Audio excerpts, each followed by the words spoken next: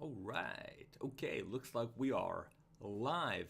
Microphone looks like it's working. We've got everybody here in the chat. Risa is going to be joining us in just a minute. Hello, everybody. My name is Bezad. Welcome to the Naked and Famous Denim weekly live stream. I like to call it Naked and Famous Denim Day. You guys like to call it Naked and Famous Denim Day. Welcome to Naked and Famous Denim Day. Thanks for joining us here on the internet, here on YouTube, where we talk about denim, more denim, random topics, and it'll be a fun hangout. So let's say hello to everybody in the chat. BD, welcome.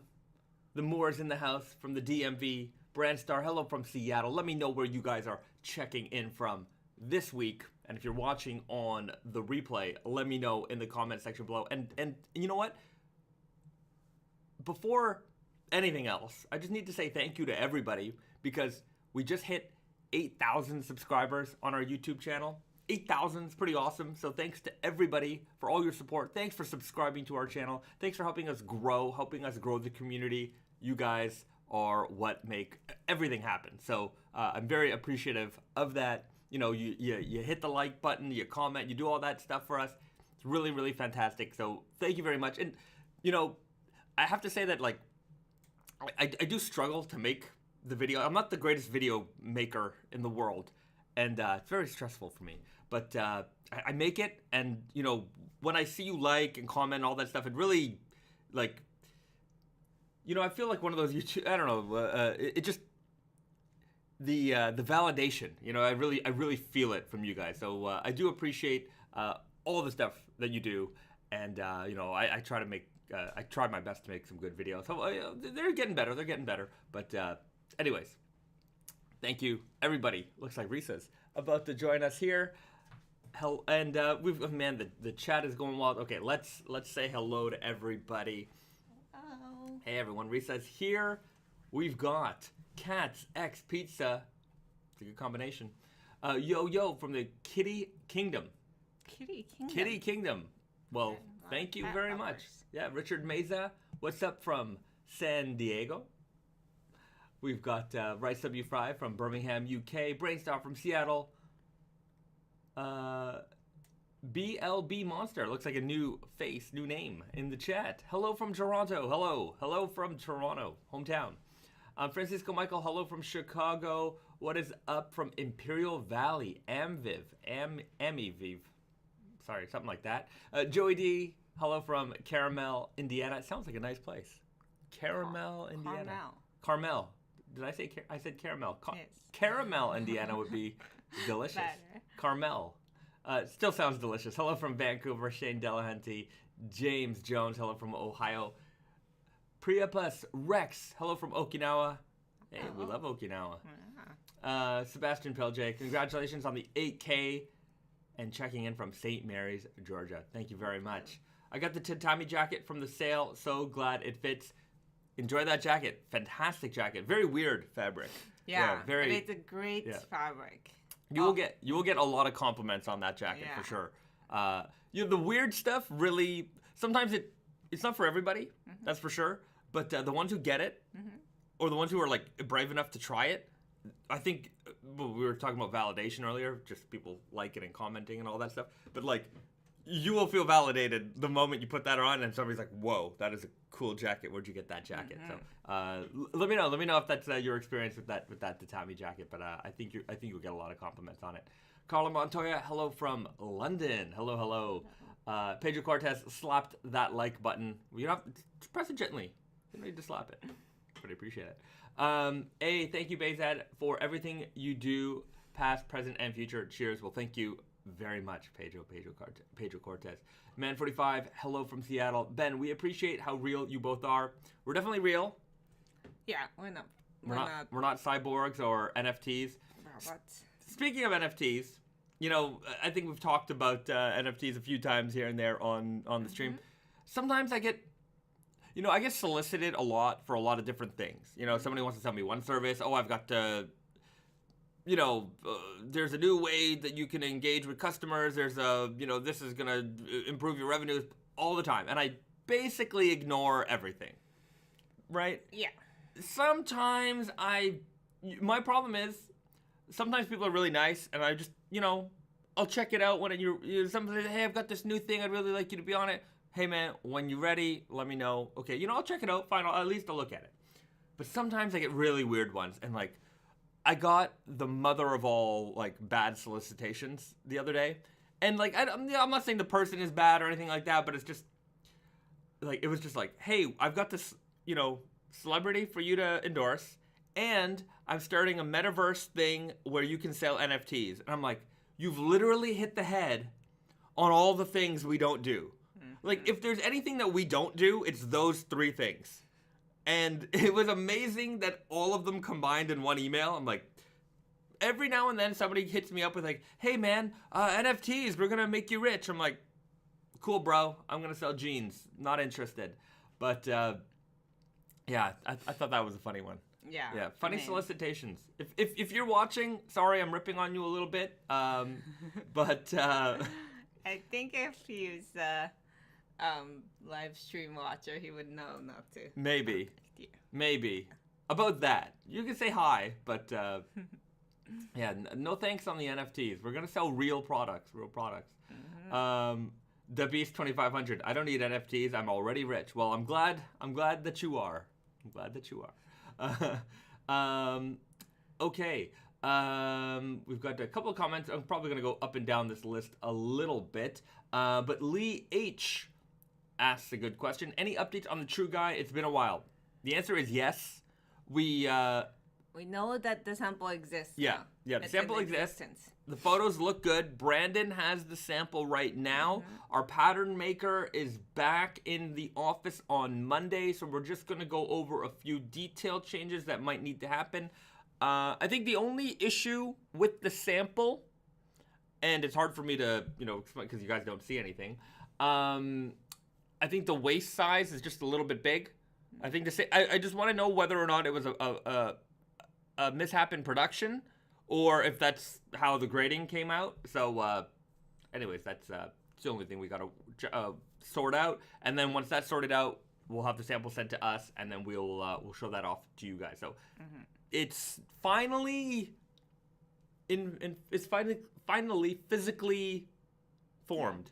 Yeah, it's in existence. It's in existence. Yeah. Brainstir, don't be sorry. NFT shows deserve to be ripped on at every opportunity. Oh, there are so many NFT. Like, my feed, because the weird thing is, I follow, like, I have friends in the streetwear world and things like that, and, like, they're so deep in NFTs, and, like, it's like they're in so deep in NFTs and, like, odd trading cards and just things that I'm like, maybe I don't know. I could be completely ignorant to everything, but I just don't see it.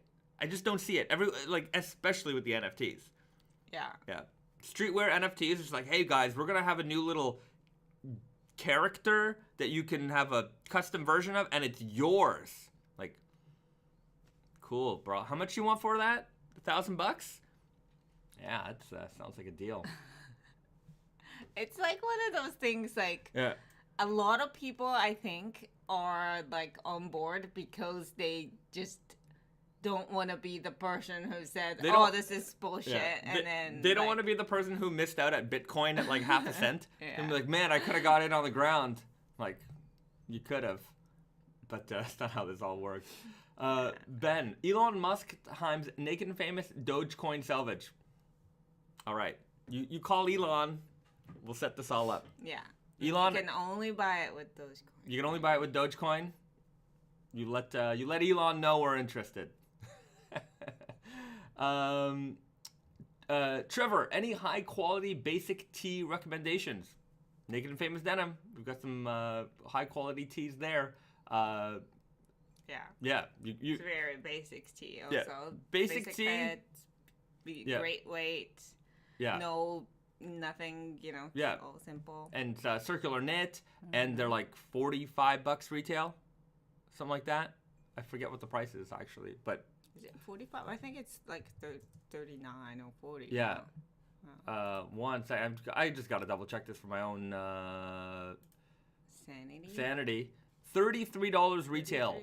33 for just in comparison to the rest of the world that makes a similar product, the Naked Famous price point is really unbeatable. So that's a great T-shirt to get. BD, my wife was calling into Tate and Yoko, and someone answered in Japanese, then English, and eventually got forward to Garrett. Oh, that's weird. She was really happy with the help she got over the phone. Somebody answered in Japanese, and then maybe I think they answered in French. Yeah. I don't think there's anybody else who speaks Japanese. No. It was definitely French. Yeah. When you call Tate and Yoko, you will be answered in French. You call our building, which is like, someone will forward you to the right department. Yeah. Right. Someone might call for like Naked Famous, Yeah, it's not a Tate and Yoko exclusive line. Well, it is, but it depends on which number you call. Yeah. But anyways, definitely. So it does confuse some people. Yeah. It's like, well, yeah. Some people don't realize. I hate to say it. It's usually Americans when they call, like our retail partners. Sometimes they don't realize because they're the ones who mostly call. But I'm sure Americans call the line. Anyways. But the people I hear it from are people because I mostly deal with our wholesale customers, or wholesale customers. They'll if I see them at a trade show, they'll be like, "Yeah, I called your office and they were speaking French." I'm like, "Yeah, we're based in French Canada." Yeah, look, French Canada makes up 2% of the North American population. Mm-hmm.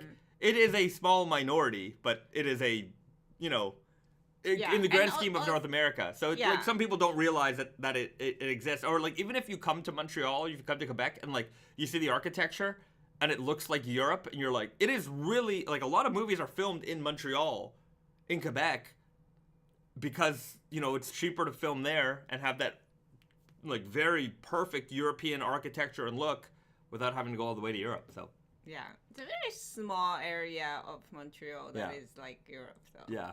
But I one time I was I didn't know they were filming a movie, and it must have been some World War II Nazi movie, and they had all these German cars with Nazi flags on them and flags from the bill. I'm like, did I walk into a time? It was like, I gotta get the hell out of here. This is my nightmare.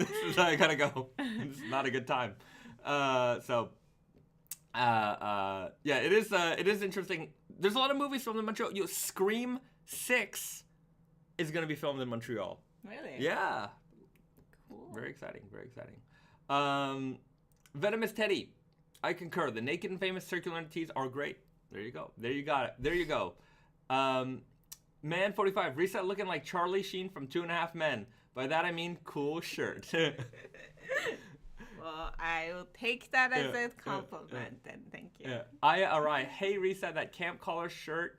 A ladies or a men's? I have always liked some of the prints the men's have, but wasn't sure if they would be big compared to the ladies. This is women's. And to be quite honest, I've never tried men's Aloha shirt, but I'm sure it's fine. A small or an extra small would be fine. Yeah. Especially with Aloha shirts because they're kind of usually baggy. Yeah, it's boxy anyways on the woman's side too. So it's not. It really doesn't matter. I think you could go either way. Mm-hmm. Speaking, somebody mentioned Charlie Sheen 2.5 Men. I've never watched that show. I've never watched it either. Never watched it. I know it exists. I've never watched it. Yeah. I really also don't get the I don't know. There might be the premise. Are they? I think it's 2 guys living together or 3 guys. I think 2 guys and a boy, and one of them is the father of the boy. Okay. And I think it's just they're not like a family. They're just I think they are family. Okay. I think confused. So. I think that's all I know. Mm-hmm. I think they're a family. They might be brothers. And one of them has a child, and then I guess it's maybe a wife got divorced or died or something, and then so it's their job to raise this boy the right way, and one of them might be a little bit more, I'm trying to think of a polite word, Anyways, one of them is more of a party dude, and one of them is a straight guy, like the straight, narrow, kind of straight and narrow dude. I'm guessing Charlie Sheen is. Charlie Sheen's got to be the party dude. So, and then I guess it's all the hijinks that ensue. Francisco Michael, that sounds more like Full House. It does kind of sound like Full House. I mean, it was, those sitcoms. Yeah, They're in the same. Yeah, but I don't think that they're the same level. One's more of a family show. One of them is I don't think 2.5 Men so much. It might be. I don't think it's a family show. Yeah, I don't think so. Okay. The Moor, 2 brothers and the son of the poor brother. Which one's the poor brother? I don't know. Maybe I gotta watch an episode, get caught up. There's a lot of things I definitely have missed out. Like, I know their existence. I've never watched them. When were they big though? In like the 2000s. Like early 2000s, right? I think throughout the whole thing, and then Charlie Sheen ruined it. I don't know if he ruined it because they replaced him eventually with Ashton Kutcher. What? Yeah. Because there was, I forget. Replaced him? Yeah, they full out replaced him. I don't know why, but I know Charlie Sheen had like he was, started to go into celebrity talk.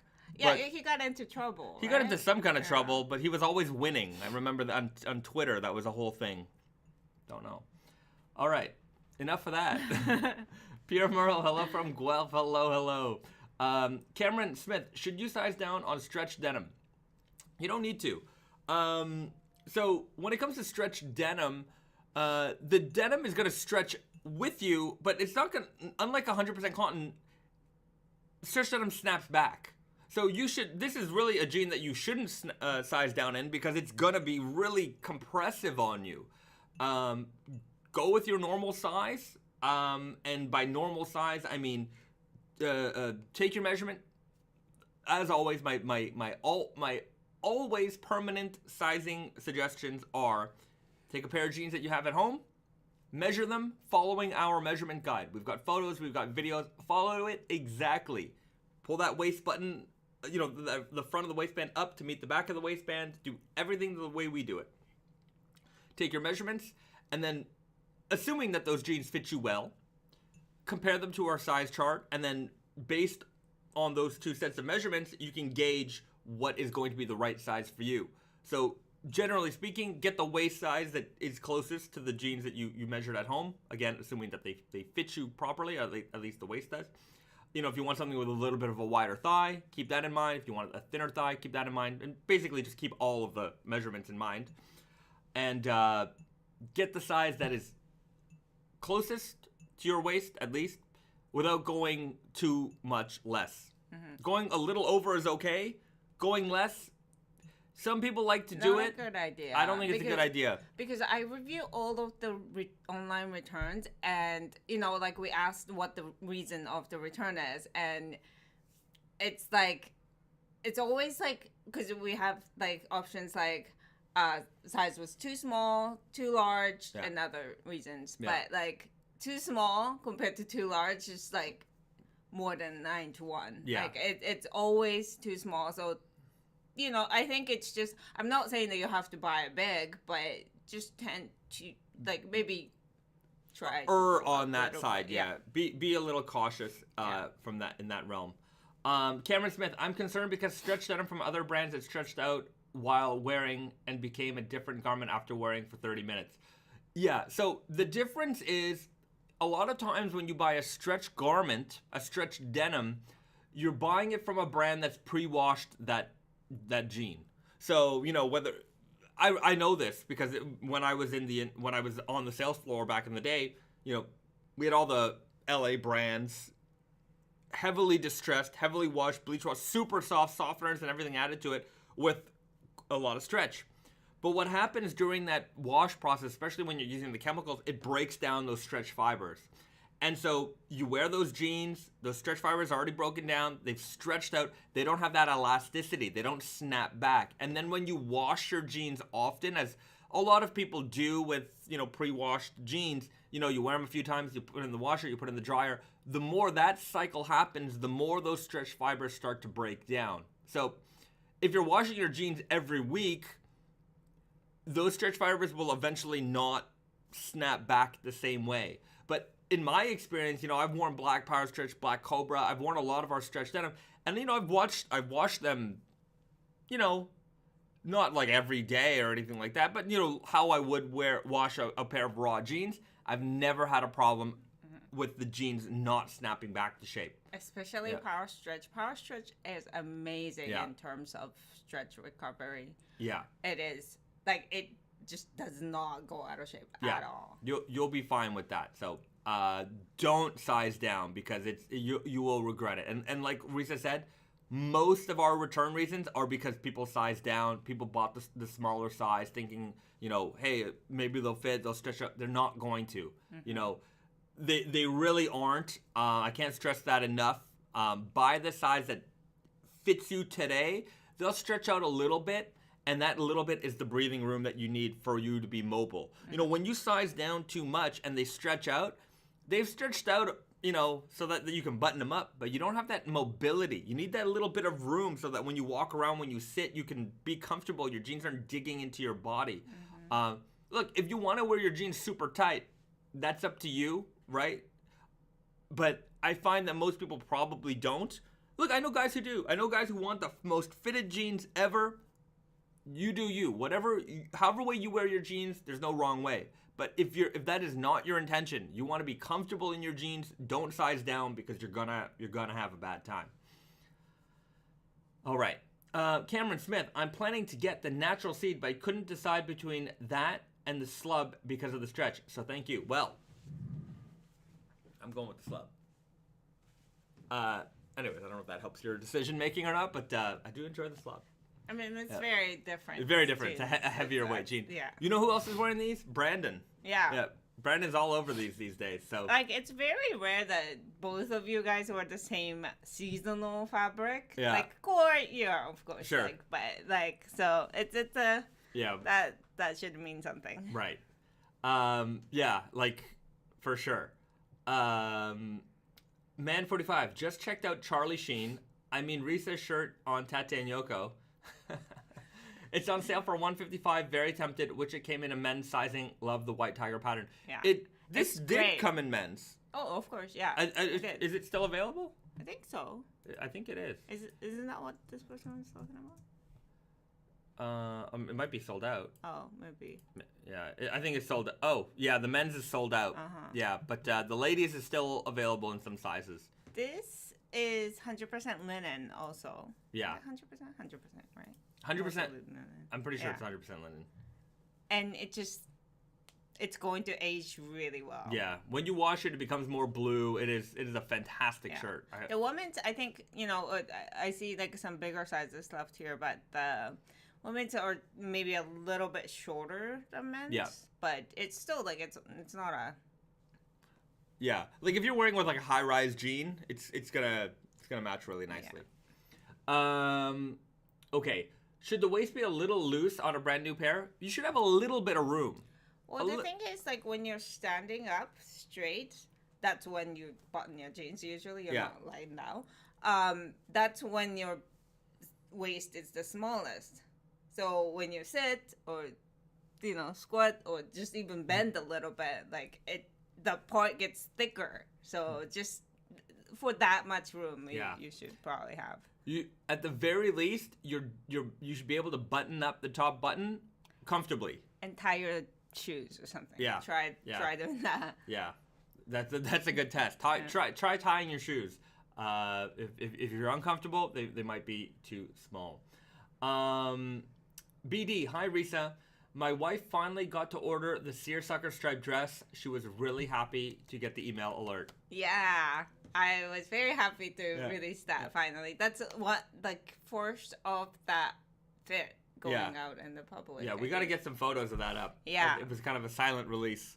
Yeah, I just kind of tag it on to mainline. Right. You should size up with your heavyweight jeans. Size up, size down. This is actually the wrong question. You should follow the measurements. That's always the right answer. Yeah, you should follow the measurement or on the side of the larger. Yeah. Yeah, if you're in between, go with the bigger one. Philip Edgezak, sorry if I messed that up. What do you think is the highest weight denim that would be at all wearable? 40 ounce sounds intense, but Garrett has been able to wear them semi-regularly, right? Could 50 ounce or 60 ounce be wearable? Wearable is up to you, I suppose. Yes. Yeah. But I think to a certain degree, like, I mean, it's not going to be the same thing as wearing regular jeans. There's no way that you can sew 50 on or 60 ounce in the same way that we sew our jeans. Like, it's like certain parts. I mean, technically it might be with the right machinery if it exists or whatever. But it would be like it would be. Thick. He would be. You don't want this hanging out your butt. Yeah, it'd be ridiculous. Yeah. At some point, I suppose it is still a garment and it is still technically wearable, but it's like, you know, putting on a barrel and saying, well, you know, I guess you could wear a barrel. The old days, you know, the barrel with the straps on. Did anyone ever actually do that? You know, we saw those pictures when we were kids, and it's just like, that's what the Depression looked like. And I'm like, was that what they were going around in? Barrels? A barrel's expensive. You'd think clothes were cheaper. You don't have to wash it, though. You gotta wash your barrel. You don't want a dirty barrel. It's not touching your body at all. It's just covering. Don't know what to say. Barrel life. Okay. I'm not very funny. Zeno Child or Zeno Child M. Any chance of a re-release of the Street Fighter collection? Saw some sick fades, and I'm new to Naked and Famous. I don't know if we would ever do a re-release of it, but I wouldn't mind going back to do a Street Fighter thing. Mm-hmm. I think that could be fun to do one day. Yeah. If we were to do it, I would go like Street Fighter Alpha series. I don't know what that means. All right. but like, if you're talking about the fades, like, we often do similar fabrics. Yeah. So if there's a fabric you like from that collection, let me know, and you know, we might actually have something similar in the pipeline or even in the collection today. Mm-hmm. But yeah, speaking of Street Fighter, I remember a while back we sent Capcom an email about Marvel vs. Capcom 2. I don't think they ever got back to us about that. Mm-hmm. They did. I don't think so. Anyways, that's a lot of like property. It's a lot of properties. Yeah, because I guess like might have months ago there was rumors of Marvel vs. Capcom 2 coming back to like you know, online like Xbox and PlayStation. Like, it used to be for sale and you could buy it as a digital game, and then they took it off. I guess there was some licensing stuff. The demand for it is really high. So I thought that, anyways, I don't know how it would work. I was very skeptical that it would even work if I'm going through Capcom for that, but well, we can see. Marvel vs. Capcom would be awesome. Marvel vs. Capcom 2, X-Men vs. Street Fighter. X-Men in general would be fun to do. I would love to do an X-Men collaboration one day. Yeah, X-Men sounds like fun. Yeah. Anyways, what other dream collabs? Oh, speaking, you know what? Here's an update. You know, we got. We didn't get it. We didn't get it, but it's in the progress. So, Naked and Famous Denim mugs made in Japan, like milk glass. Mm-hmm. It's not Fire King, but but it's a company that makes it basically the same way. Yeah, very old school way. So, we're excited. We are excited. So expect that. Mm-hmm. Somebody asked, why not a Mortal Kombat collection? And Andreas Meyer. We were talking about doing one. I think we had some issues with. There were some issues with timing. There was a lot of stuff going on, and there was. I wanted to make it very bloody. and there was a material called the blood root. It's a plant, Right. and we couldn't manage to make that a dye. And I think that was something I want. I'm not gonna dye with real blood, although I think it might actually be a thing. Yeah. Yeah. But anyways. Not human blood. Yeah, not human, like right. animal. Yeah. Anyways, I didn't want to do that. I know that definitely exists in the world. I didn't want to do that. It's too much. It's a little icky. Yeah. But blood root is a plant, and it sounds, it's got the name, and it kind of makes a like a reddish brown kind of color, which I thought would have been appropriate because nobody would actually, would be less icky. But yeah, we couldn't secure that, and then just timing, so it all kind of just, dissolved. But maybe one day, one day. Venomous Teddy. Risa is more of a King of Fighters fan than Street Fighter. She's never heard of King of Fighters before. There you go. Risa's not a big video game person. Not that kind of video games. Yeah. I grew up with Game Boy. Yeah. We didn't have like what do you call it? Like a Super Nintendo Yeah. or Super Famicom or anything like that. It was like all personal. Yeah. So I'm, old school Mario Land. Yeah, Mario Super Land 2. Mario Land or something like that. Yeah. Or like Kirby. Yeah. Those games on Game Boy. Yeah. That's all I had. Right. So yeah, fighting games is not really. It's not her my forte. thing. Okay. Riley O'Brien. What is it so beautiful and appealing about faded denim? It's seriously so beautiful. I would agree. What is it? I think that there's something. When we look at. I said it in the video in the mainline salvage video. Wabi sabi.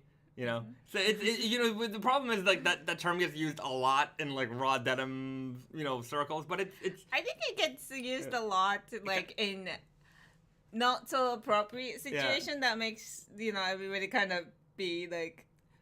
I don't know. It's very like. I think Japanese people might cringe at Western people using it. Yeah, it's very cringy a lot. actually. Yeah. So yeah, when I said it, Risa's like, I don't know if you caught it in the video, but I even felt it a little bit, but... No, it's just everybody describes, like, Japanese culture as wabi-sabi, and it's like, what does that mean? But anyways. It's the beauty in, imperfection, like, natural things that have kind of occurred over time, and, when something is there's obviously a beauty to, like, design and something that is beautifully structured, but something that's been worn in and aged and... I don't know what it is. It's got to be something psychological that when we see it, we. Yeah, but I think it's also that like it's ever changing. It's never gonna be the same as day one, to day like 200. Like it's not gonna. Yeah, but even if you didn't know about the fading process or anything like that, and you pick up this, indigo garment, this fabric. And you just see the variation of blue colors and like, the randomness of it. There's something warm. And maybe it only, to certain people, maybe it's only, like-minded brains here where we see something like that and it's like, wow, that's been aged and, worn. And, certainly some people could look at that and say, oh, it's just a used and old pair of jeans. Toss it. It's done, right? But for us, we're like, no, there's something here that is, that's, flicking a switch somewhere. Yeah. I do think it's just, like the idea that it wasn't, I don't know. It's just. Yeah, it's the beauty in imperfection. It's the beauty in imperfection. I don't know if it's the imperfection that we see the beauty in, like, indigo fading, per se. Beauty in imperfection is something that, is slubby, that is snappy, like... natural, like something that is naturally derived in a way. Yeah. It's a hard feeling to explain, but I think between us, we know it when we see it. Yeah. And it's also, I think that, like, it's a dye, like, I mean, it's a synthetic, for the most part, dye now, but it only really exists in this shade, like that is dark blue to like becoming to lighter blue and eventually to white. Yeah. White. So I think it's kind of special in that way that like you don't see that in shade of red. So. Right. Yeah. The other colors don't fade the same way. Yeah. Ben, I want to hear Risa's hot take on wabi-sabi misuse. Oh, I don't know. It's just it's one of those things like I don't really. Yeah, there's a lot of definitions that are thrown out there, and I'm not even sure what it really means. Yeah, there's a lot of, I think a lot of people take Japanese things and I don't believe how do I say it? They take Japanese concepts and then they redefined it in a different way, and so like one culture sees it as one thing and another culture might see it as another thing. No, but it's also like the mystified thing. Oh yeah, there's a lot of mystification. Yeah. I don't know, but I mean, it's good in the sense that it's like it's not a negative thing, right? Nobody's saying this in a bad way, but I think in some ways, but I think we do this with every culture. Is like you look at. You look at Japan, like, oh, Japan's weird, like, because, you might have saw, like, a bunch of YouTube videos, like, weird game shows and, like, commercials. And, like, it certainly exists, but, like, it's one way to look at it. And, like, maybe here they look at Americans as, like, cowboys and gunslingers, you know what I mean? Like, so everyone has their kind of perceptions of, like, different cultures. And, yeah. Okay. This is news to me. Okay, Risa's got it. I googled wabi-sabi definition in Japanese, and so I guess it's two parts, wabi and sabi. And wabi is that like to find beauty and like I don't know, appeal in things that are simple and not flashy. And then sabi is the appreciation of finding beauty in like things that changes over time. So yeah, simple things and things that change over time. Yeah. So yeah, and then so like not finding things aging or becoming dirty or older as like negative. Right. Finding things to be beautiful. Right. That's a better way to put it, I guess.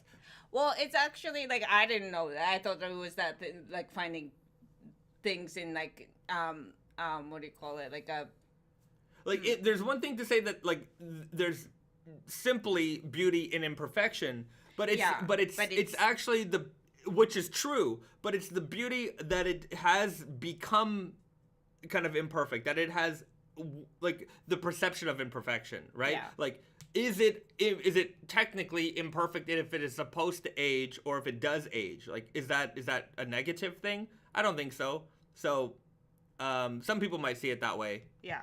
It's very difficult. It's very deep, I guess question. Like for me, like what I learned now is that sabi part I think is what we thought that wabi-sabi was in general, this idea. But like wabi is also that part of it, and that's the idea that simple things are beautiful. Right. Yeah. It's it's hard. It's a deep concept. It's a very deep like philosophical idea, I think. But well, there you go. I just find it funny because people use it like so often. It's like. But I think people get it, right? When people say it, like I guess some people could definitely use it improperly, but I feel like in general, maybe people don't.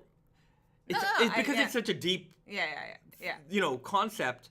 So when you say it, it's like I know what you mean when you say it, but it might be hard for me to explain it. I think it's also just that like there is no word really to describe that when you have a situation like that in your regular life. Right. So they use that word.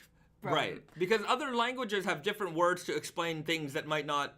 Yeah. Right. And wabi-sabi, I think, is maybe a word that doesn't exist in English. Yeah. Right. Yeah. There's a lot like that, and like sometimes like because you don't even think about it. But one good example is that. I think this is when somebody told me about this, but there was a word in Japanese that describes exactly, it's a noun, exactly like a light that comes, sunlight that comes through leaves and in trees. Right. And it's like, if you think about it, that's a very weird, specific word. But you know what it is. You know, yeah, exactly. Right? Like if somebody were you know that feeling of lights coming through leaves, and yeah, I guess it could make sense, or it does make sense that there is a word for it. Yeah. So the other way is like in English we have the word miss, like I miss you, or I miss that, or I miss this. There's no really like direct translation of that, and it's just kind of like really interesting. I don't want to go too far into this, but the language is this really. It kind of forms you how you think. Right. Oh yeah. The more languages you know, also it certainly helps you with the way that you can understand and perceive things. Yeah. Because you will come across, words that don't exist in other languages, or even just, words that are like, I can speak Farsi a little bit, and one of the things I like about Farsi is some of the affectionate words that are there.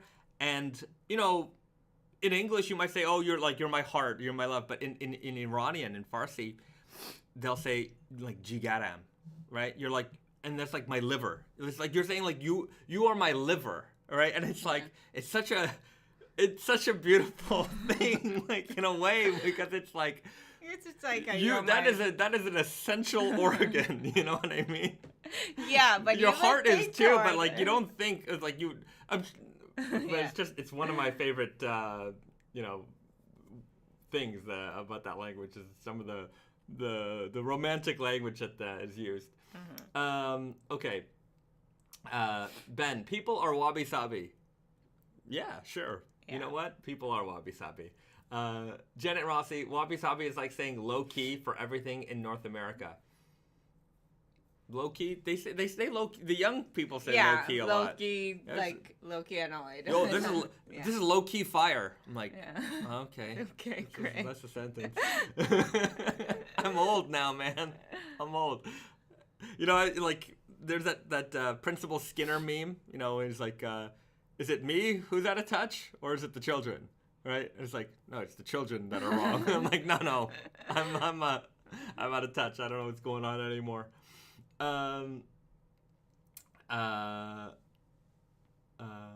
BD, faculty member where I work made the mistake of asking me for help finding a pair of Naked and Famous. They guess weird guy for their fit. 5,000 word essay later from me. They are off to do tail this weekend. Well, there you go. Fantastic. It is funny how that happens. Like, like if I ask a friend who's like really into cameras, I'm like, can you give me some advice on this? And it's like, sit down. we're going for a ride right now. No, it happens sometimes. Like the other day, my friend from old times before I worked in denim asked me, it's like, hey, I think you're the right person to ask this. Like, what's a good jeans? Like, what should I look for in jeans? And then it's like, here's an essay. Like, oh, okay. Yeah. Well, I'll look into that. It's because sometimes you don't know what you're asking. Like you don't know what you don't know, and it's like you think that, hey, you know about jeans. What are some good jeans? And it's like, so much. How much do you want to know right now? Like just. But it's like when you have one like like a simple advice, you have to explain that because.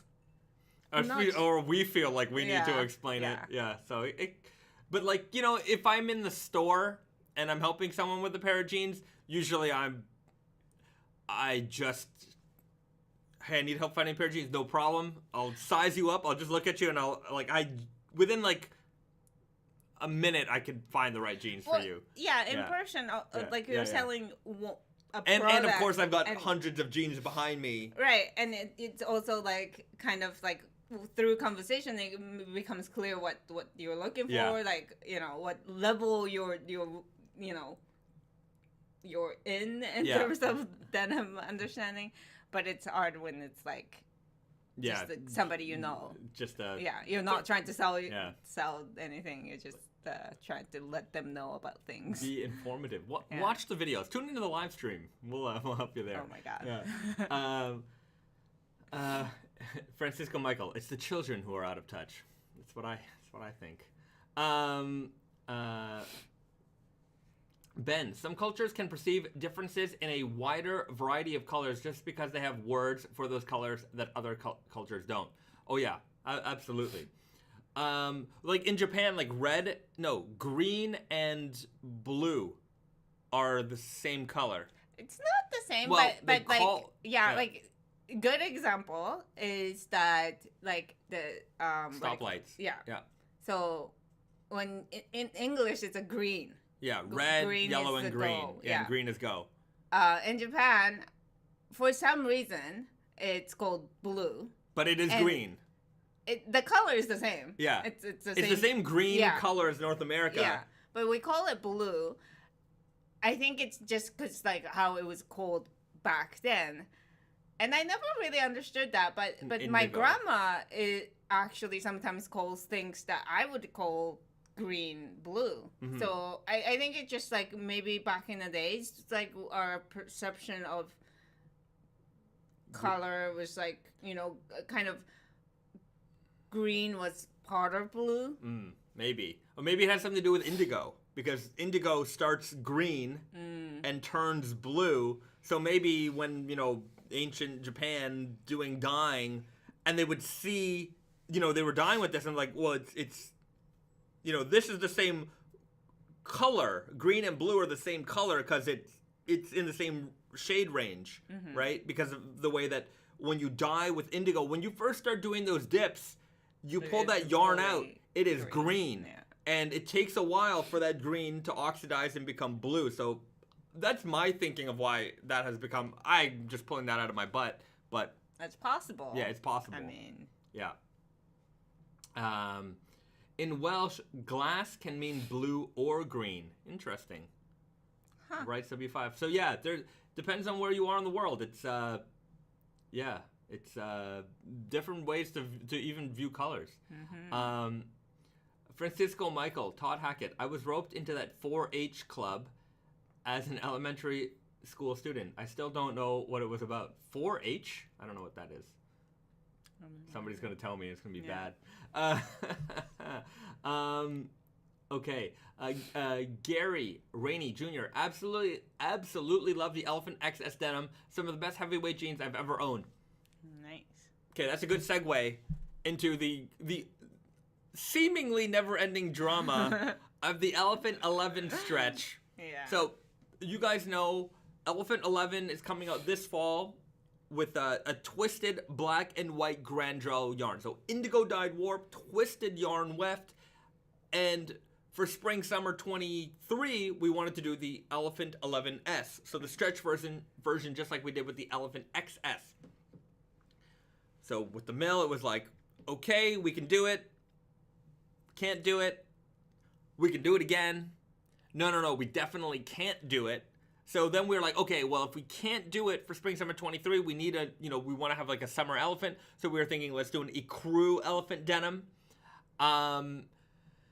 And then so when we sent them that info to develop, they're like, oh no, we can do the elephant, we can do that grandrel with stretch now. Now we can do it. This also like went back and forth like a couple times. It's Oh, yeah. Like, oh, we could do it. Well, let me look into it. Yeah. Oh, we actually can't do Yeah. it, and then we can do it. Yeah. So we don't know. We shouldn't promise anything here because until we see that fabric. Yeah, until we see it. Brandon told me that they're... Every time they say yes, I'm like, are you sure? He tells me yes. But I think he's pretty confident in this yes. So it's technically back on Elephant 11 Grandrel Stretch Edition. Ecru will then get pushed to spring 24. We'll see. This is or fall 23. maybe. We'll see. Because I mean, I like the idea of like Yeah, white 100 denim. Yeah, like- this ecru for the fall. Yeah. Yeah. Anyways, an ongoing drama. Thank you for hanging on for the ride. Yeah. But yeah, this is just the way that things. I mean, in our world work. Yeah, developments can just kind of stop at the stop of anything. It's like we're working on. We got it. We can do it. Can't do it. Can do it. Here's the one that annoys. It's a little bit of annoyance, and it's definitely our fault. Is that when we actually develop something and when we get the sampling, then we forget about it. It's actually happened. Sometimes we get rolls of fabric that sit in the warehouse, and we're like, "Oh yeah, we made that," because there's so much going on sometimes, and we don't have a very sophisticated system, so. Yeah, we just have to physically go there and look at things, and it's like, what's this again? What was that again? Yeah, it's definitely happened where we're like, oh, we should just make. We have like enough rolls to make maybe 100 pairs of jeans or something like that, and it's like, well, just make it. All right, just go with it. All right. Venomous Teddy, 4-H is some farmers club. Oh, like the Future Farmers of America. I have a couple those corduroy jackets. I have a couple of those. Red Frost, damn, 11 iterations of elephant denim. That's awesome. What do you think elephant 100 would look like? Cyber denim. 100 would be like 90 years from now. Yeah, we're gonna be really old. I don't know if I will be alive. You're gonna be alive. Yeah, we're gonna make it all the way. Okay. I don't want to. We're gonna be half cyborg by then. Okay. T1000 Cyberdyne Systems collaboration, liquid metal over steel exoskeleton denim. Tell your great grandkids about it. Yeah, it's coming. That would be cool. Metal yarns with the liquid metal on top, T1000 style. Okay, we gotta reach out to Cyberdyne. You don't even have to size it. It just goes. It just always fits. Yeah, yeah, and it can transform into anything. Mm-hmm. But only not complicated machines. Stab, because the T1000 it could transform, right? Mm-hmm. But it couldn't turn itself into a bomb because that was a complex machine. So they would say he could turn into stabbing weapons, and that's why T1000 was like a stabby kind of guy. Interesting. Yeah. Terminator 2, everybody. That's it. Carla Montoya, Skynet stretch on the T1000s. Rust patina fades. Nano machines. That's it. Todd Hackett, Bayzed, maybe you can make those next April. No, Elephant 100. Elephant 100, everybody. Gary Rand Jr. got to go back to work. Love you all. Peace. Well, thank you for joining us today, Gary. Thank you for joining in on the live streams as you often do. Thank you very much. T quenched. LOL. Stretch 1000 is hype. Dennis Wethmar, Liquid. Yeah, Liquid Steel. I haven't watched T2 in a while, but it is one of my favorite movies. They speaking of movies, they released a 4K of Terminator 2, but then they did a remaster of the 4K because I think the original 4K was no good, and now sometimes I see them online. I don't know which one is the one to buy. Got to figure that out. But Terminator 2, good movie. Mm-hmm. That would be a fun gene. I don't know what a Terminator would be. I don't know what we would do. I mean, maybe like the Elephant X, with the chrome metallic, but self-repairing liquid steel. I think we're years away from we don't have the technology yet. Okay. Venomous Teddy at JYC, raw and heavyweight denim will both have their own impact on the rigidity of the fabric. A rinse can help reduce rigidity. So I think we're talking about, what are we talking about? I'm looking for the original comment. JYC, is it heavier weight? Oh, there it is. Yeah, JYZ, is it heavier weight of a denim that makes it feel like cardboard, but then later makes it feel really comfortable on your body, or the fact that it's raw and not stretch? The rigidness of the fabric comes from the amount of starch in the fabric, really. Like, we have a jean called the Deep Indigo Rigid Selvage, and that's one of the most rigid fabrics we have. Starch, and also like how tightly woven the fabric is. Yeah, that's true. And some of you might be wondering, like, why is starch in the fabric to begin with? Starch is used as an adhesive for when they spin the yarn. Well, after spinning, but they have to weave it. When you weave it, it makes it be strong and rigid. To be strong and rigid so that it goes in straight and stay straight. Yeah. But it also like the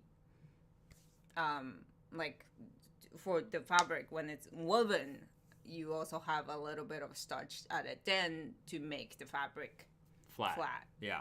So if you ever go to a denim mill, you will see the bags of like giant like pallets full of like cornstarch and starch and things like that. So, but they expect it all to get washed out because most people like wash their garments when they after they produce them. It also makes it easier to cut fabrics when they're rigid and flat and straight, because if you're ever dealing with like knits and jerseys and things like that, it's difficult because the fabric moves around a lot. So it's easier to cut raw denim because it doesn't move. It's very easy to control.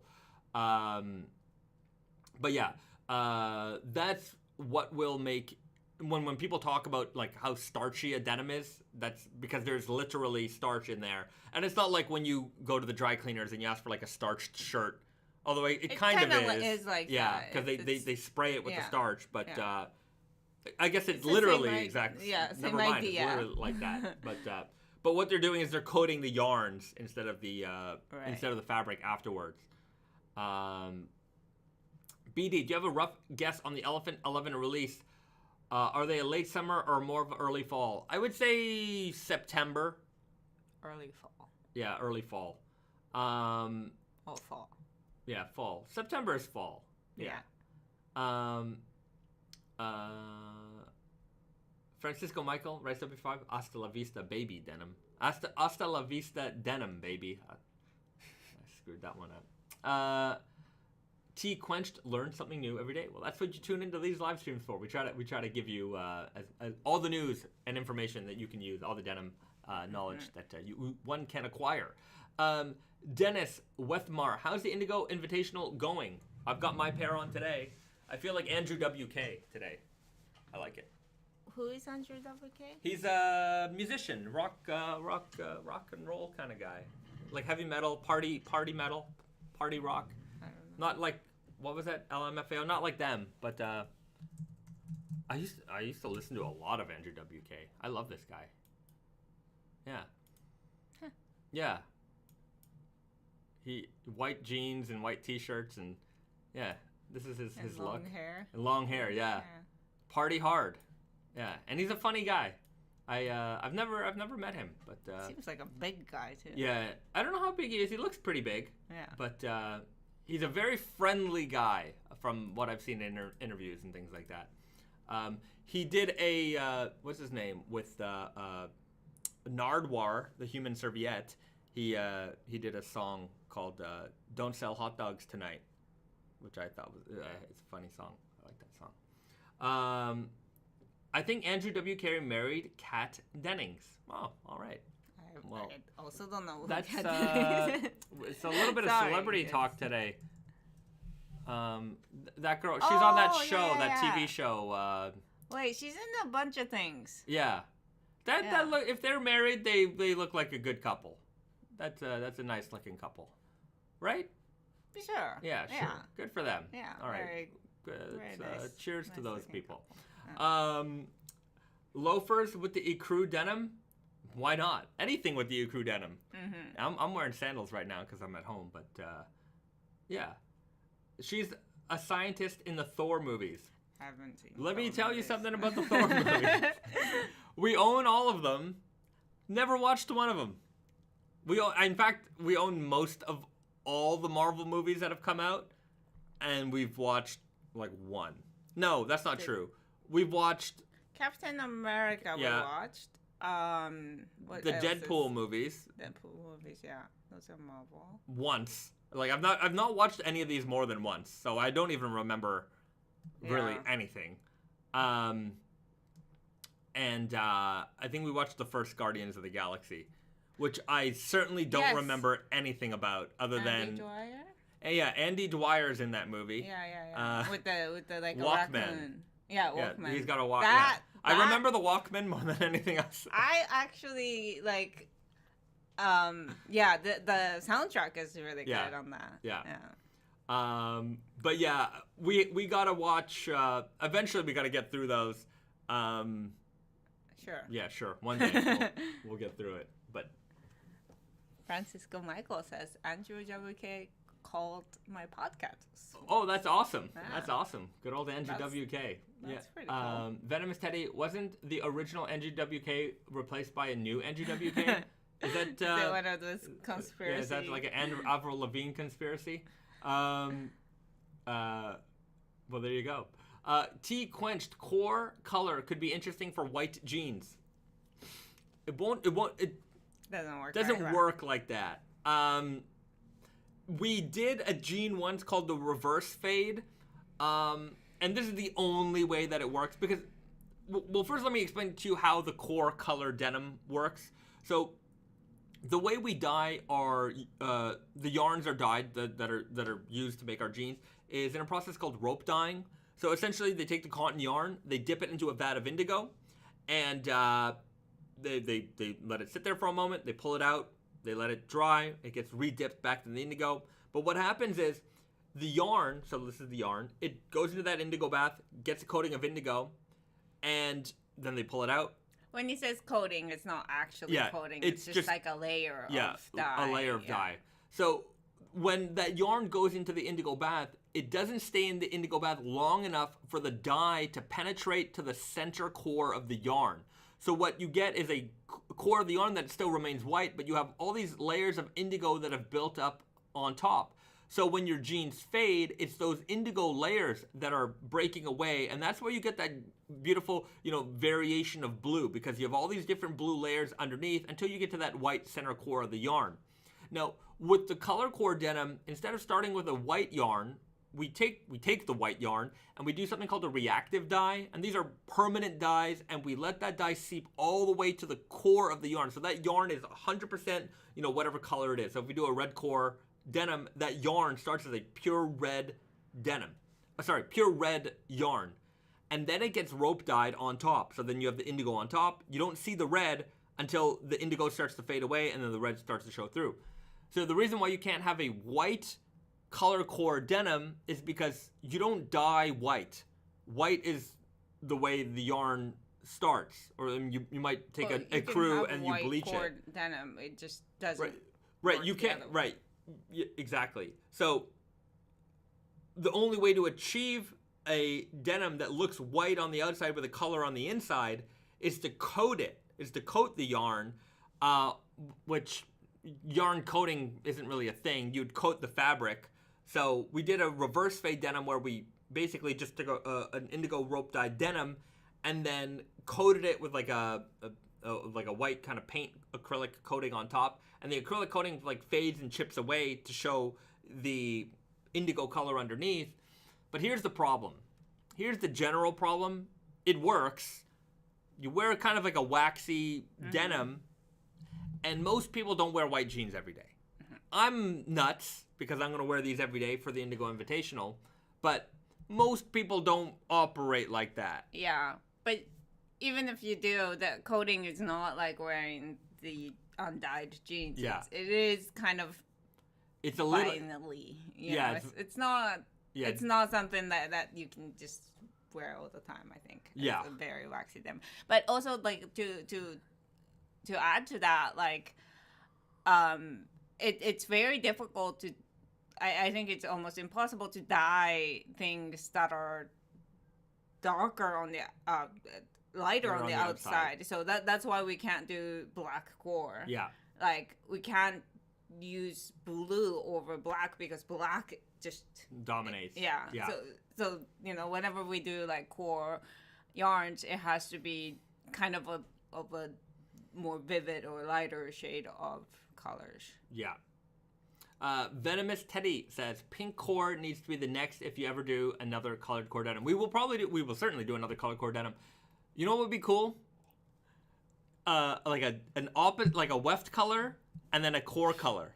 So like imagine like a green weft, blue core, just to like, that'd be kind of cool. I wonder how it would look like. Yeah, like red weft, like green core.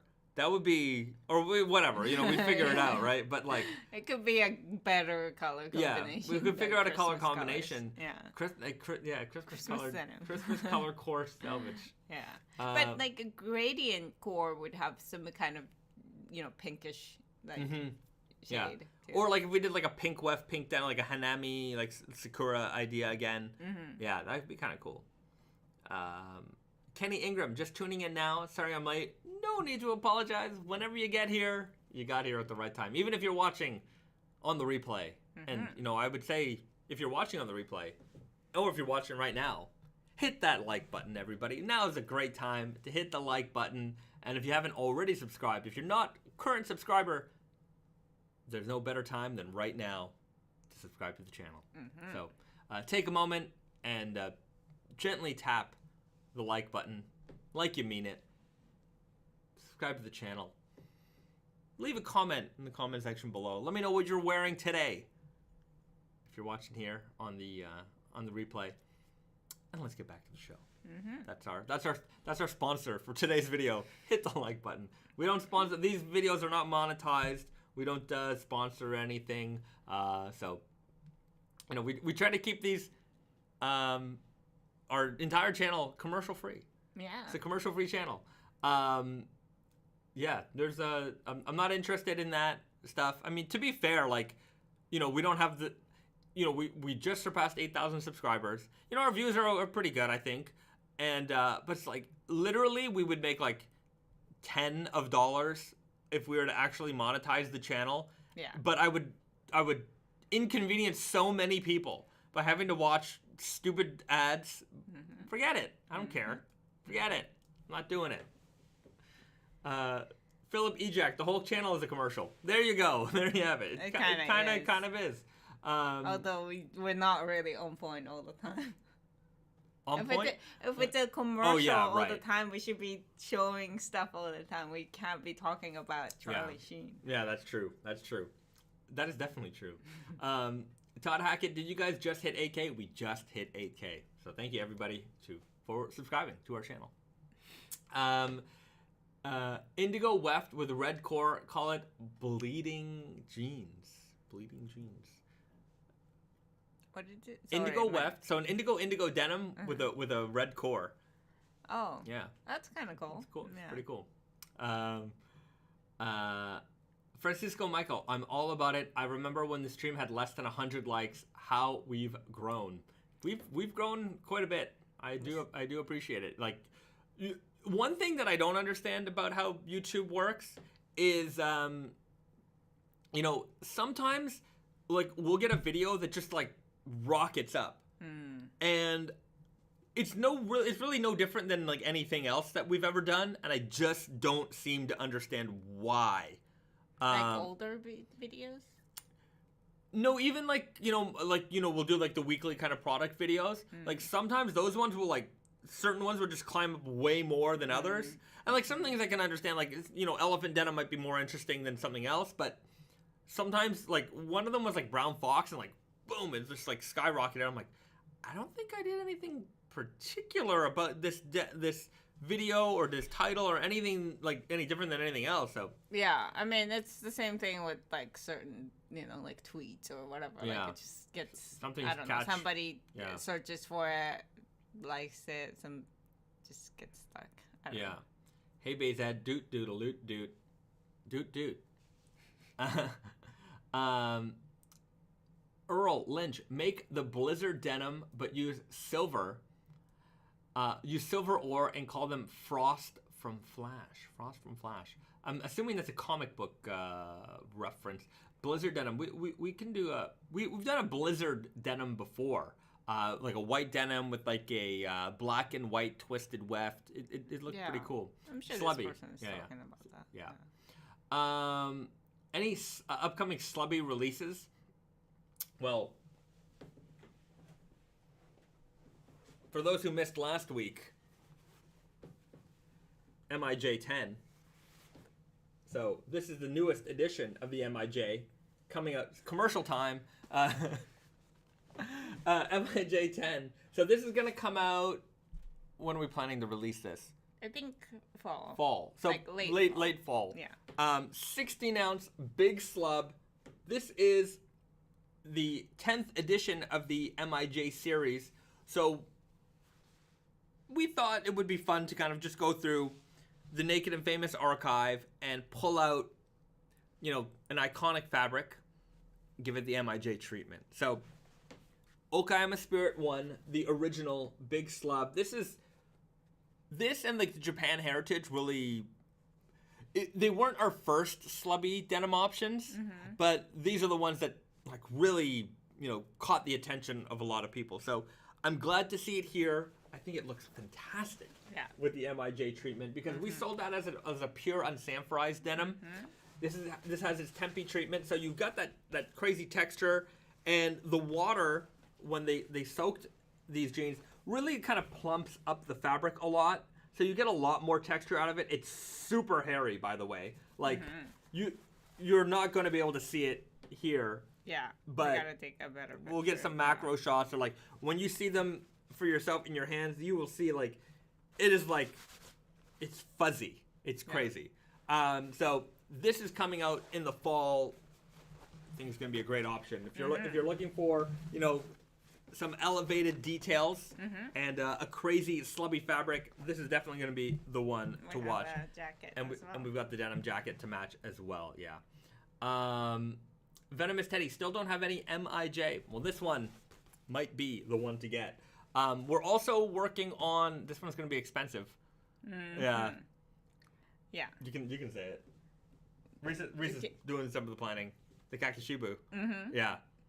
Well, 100% Kakishibu, hand-dyed Kakishibu. So we've done the Tokushima hand-dyed. Right. But this is going to be hand-dyed with Kakishibu dye. Yeah. And made in Japan. It's going to be, I think it's going to be like the boxed level. Yeah. It's going to be like $1,000-ish. Yeah. So, the Tokushima hand-dyed stuff, like, there's only so much of that fabric that gets made every year. Very, very little. Like the yarn availability for that is tiny. It's tiny. And yarn availability for natural Kakishibu for those who don't know is persimmon. So it's like a little orange fruit. It's very common here in Japan. They have it. It's not particularly common in North America. You see them every now and then, but it's certainly more popular here in Asia. It basically is like an apple, but it's orange and kind of flat. Yeah, and then they're like a little bit more squishier. Yeah. It's not. I think it's not my favorite fruit. I like them. Really? I like them. Okay. But they make a very beautiful like brownish orange dye. Venomous Teddy. It looks like a heart. Oh, persimmon fruit dye. That's right. So it's persimmon dye. And yeah, it's gonna be hand dyed, like Hank dyed. It's like one of these like traditional natural dyeing method from ancient Japan. Yeah, I guess. Ancient Japan. So that's in the works. It'll be I don't know how many we're making. Less than 100. I think around 100 something. Yeah. So definitely less than 150. Yeah. So very, very scarce. The yarn availability is tiny. So that's the next special project we're working on in the MIJ series. And then I'm also going to be making more.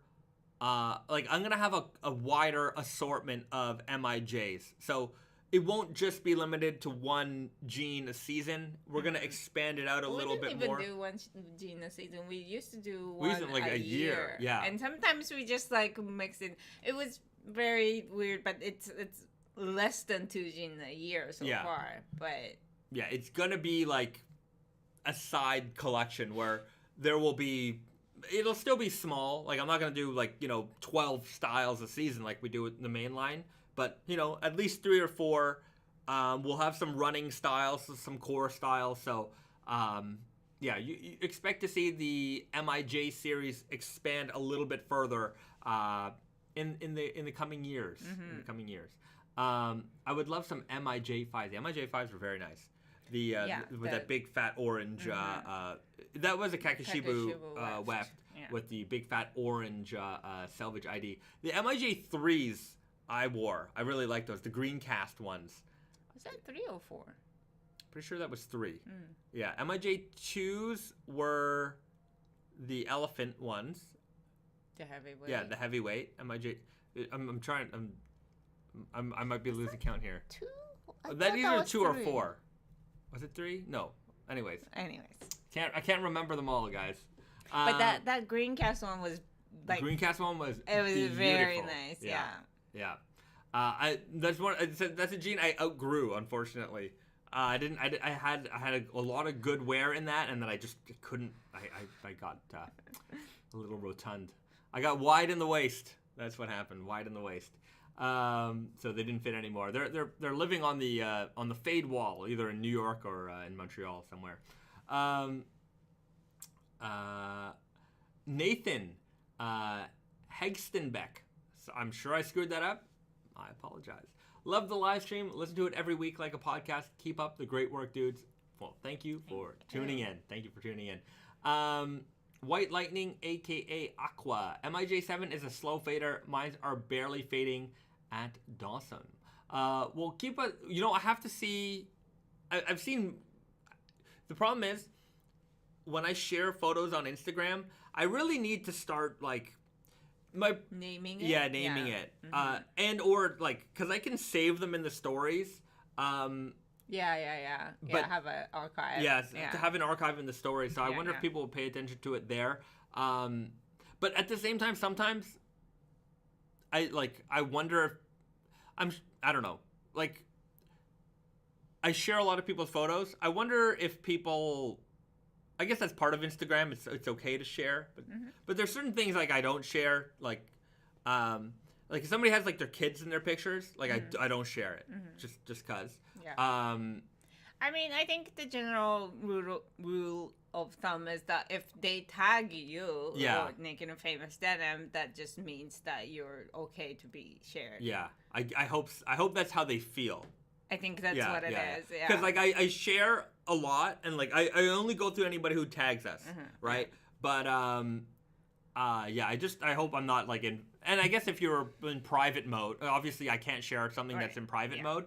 But yeah, I suppose that then it's okay. Anyways, sometimes I just wonder, like, if anyone is offended that I shared their photo with our audience. Yeah, I don't know. Yeah, they wouldn't tag you. I guess they wouldn't tag us. Yeah. Let me know your thoughts. Etiquette. Etiquette of social media. It's tough. What's the Soho 3? What's the question? Do you think the King of Lords would be a good starting raw denim jean for a beginner? It would be an advanced pair. It's very advanced. You could. And like Venomous Daddy says, there are no rules. Do whatever you want. Yeah. If you like them, wear them. It's the King of Lords is a super slubby, super neppy denim. It's 23 ounces. Yeah, it's heavyweight. Like yeah. So know what you're getting into. It is the slubbiest jeans ever made, and it's not comfortable. They're not bad. I think the weave is loose enough that once you start to break in, it's gonna be very comfortable. Yeah. But it's just going to, like, the first few days, it's gonna hurt your skin. You're gonna feel it. Yeah. My recommendation is to, like, like a left hand twill, a dirty fade, natural indigo. I think those are great starting pairs because the colors are something that you can really wear every day. You can certainly get the maximum most wear out of those jeans. You really get a feel for the fading progress of, a classic raw denim jean. But yeah, I mean, look, if the Moore in here says, love, love, love my King of Lords, right? People love them. The people who have them love them. So I'm sure you're gonna love these jeans. But I think if you're getting into raw denim for the first time, King of Lords. King of Lords. Yeah. The neps inside might help you. Right. Feel like a. But I had a friend who wanted to get into like motorcycles and went and put a deposit on a very, very powerful Ducati, and he's like, it was my first motorcycle, and I went to the dealership, had the money, and like they were ready to sell me like something that was perhaps way over. He told me what happened was like he later on went back and was like, no, forget it. Like, but he's like they had no problem selling me this like thing that probably would have killed me. He's like I've never ridden a motorcycle before, and like here I'm gonna go buy like a super powerful fast thing, and like they're like, yeah, beginner, no problem, get on there. How much you got the money? So it's not like maybe this is not. Jeans wouldn't kill you. Jeans aren't gonna kill you. Jeans aren't gonna kill you. But I think if anyone said like, oh, I would recommend that for a beginner, I think that is probably not something I would outright recommend for your first pair of raw jeans. If you want to go for it, like it's not like buying a piece of machinery that you don't know how to use.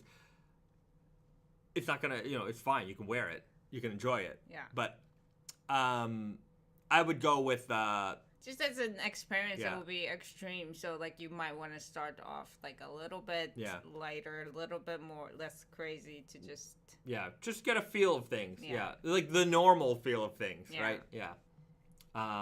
Smoke, my king of slub are amazing. You're enjoying. See, everyone definitely enjoys them. Don't get me wrong, but I think you also can appreciate them more if you've gone through some of those processes. Yeah. Because it is really like if you want to fade them really nicely, you have to wear them like often for a long time. So if you want like a kind of a quick, Yeah, and you also have to like, when you're wearing raw jeans, I feel like if you start with something that's a little bit more basic, you get used to the idea of wearing these things every day, or like for a majority of the time, like easier with something that is, quote unquote, like easier to wear every day. Yeah, especially like if it's your first pair, your wardrobe is not. Yeah, maybe not so expansive. Yeah. Recommend is not. I wouldn't say I would. Like if somebody came into the store and was like, I'm looking for my first pair of raw jeans, like King of Lords is not the one I would go to be like, this is the first pair you should own. Yeah. That depends on the person, but like I could go with, say to someone, hey, an elephant, right? Like if someone said like it's my first pair of raw jeans, but I want something like heavy, right? I could go to an elephant denim, but but I would say, maybe like a deep indigo rigid, like a 15 ounce, something like that might be a little bit more. Yeah, I'm just afraid when it's your first jean that like if you get into something that is a bit extreme and you don't quite know all the what's behind it, that you may not feel so comfortable in the long run. Yeah, and right? also like King of Lords are not cheap jeans. Like it's gonna be more a big expensive. Investment. Yeah. And if you're not like getting the full enjoyment out of it, you might the whole process might become soured for you, right? Yeah. So we want to avoid that. Yeah, we want you to enjoy your raw denim experience as you look. A lot of us, the way we progress is, start with a basic. It was like, I started with a basic, and then then I just went on a tangent, and I just bought every raw jean I could find, and like, it didn't matter. I need to have more of this. I just wanted to surround myself with it, and some of them I would wear, some of them I wouldn't wear, and they would just stack up, and I'd look at my pile of jeans as it would pile, and I owned a lot of jeans already. I was a big jeans guy. And then I got into heavyweight stuff. Like I find that almost immediately you go from your regular weight to heavyweight, and then you'll get a black pair, a duck, a gray pair. Like you start getting into the colors, and then slubbiness and things like that. So it is. I feel like if you start at the very kind of end, like you might miss all these like points where you're gonna learn a little bit about different things, right? Like regular weight, But you know, I think fading you can a always black come bear. back Of course for you can come that, back. Yeah. I just find like that was my journey. So and it worked out well for me. So I recommend it. And I think a lot of people kind of go on that same path. Like, let me know, like, what was your raw denim journey like? How did you start? What was your next pairs? And, like, how did you flow? Mm-hmm. Like, how did you eventually, if you have, how did you eventually get to heavyweight or a super extreme slubby denim? Yeah. Let me know, guys. But it's kind of like anything. Like, if you're a watch collector, you don't start with, like, you know, the fanciest, you know, watch in the world. Yeah, but some people do. Some people do. Again, it some just people all do. depends. Yeah. I think. All right. Yeah, we'll move on. The Catman. Started with a random, unbranded, not knowing anything, then my progression sounded like that. Huntsman, Army Green Ducks, Black Japan Heritage. Right. Mm-hmm. Yeah, that's a very, like, that's a normal path, I find. I think it's a natural path. Yeah. Natural path. Natural path. It's a natural path.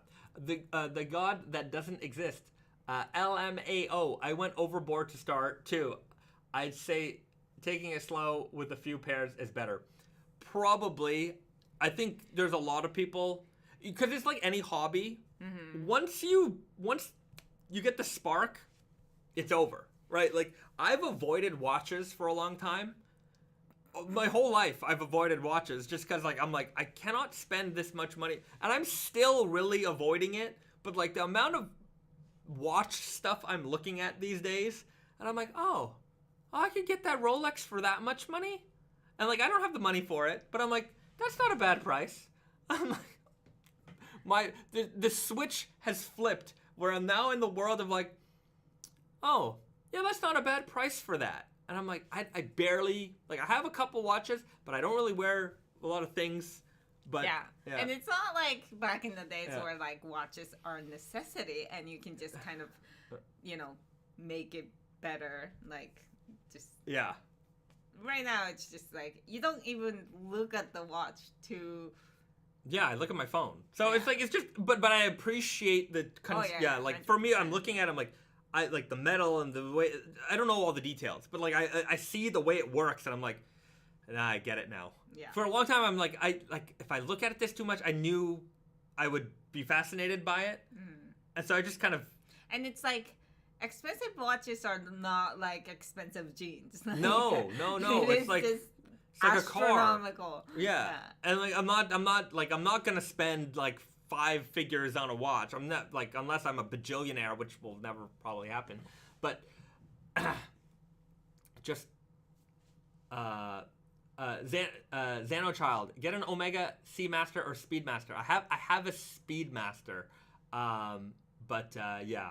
Venomous Teddy, looking up prices of Grand Seikos. Yeah, the watch prices are all going up. It's crazy. But yeah, once the spark, once you get it, it's dangerous. Like, I avoid collecting toys because I know that would get really dangerous. We buy, like, we're a big, you know, Risa and I, we collect movies, so we buy a lot of movies. A lot. You know, we can go on a run and, like, you know, come home with 30 movies. And that's we've certainly done that. That's not, like, an uncommon, like, shopping day for us. But that's only because we're buying it at, like, we're buying $3 a pop. Yeah, we're buying them used and things like that. But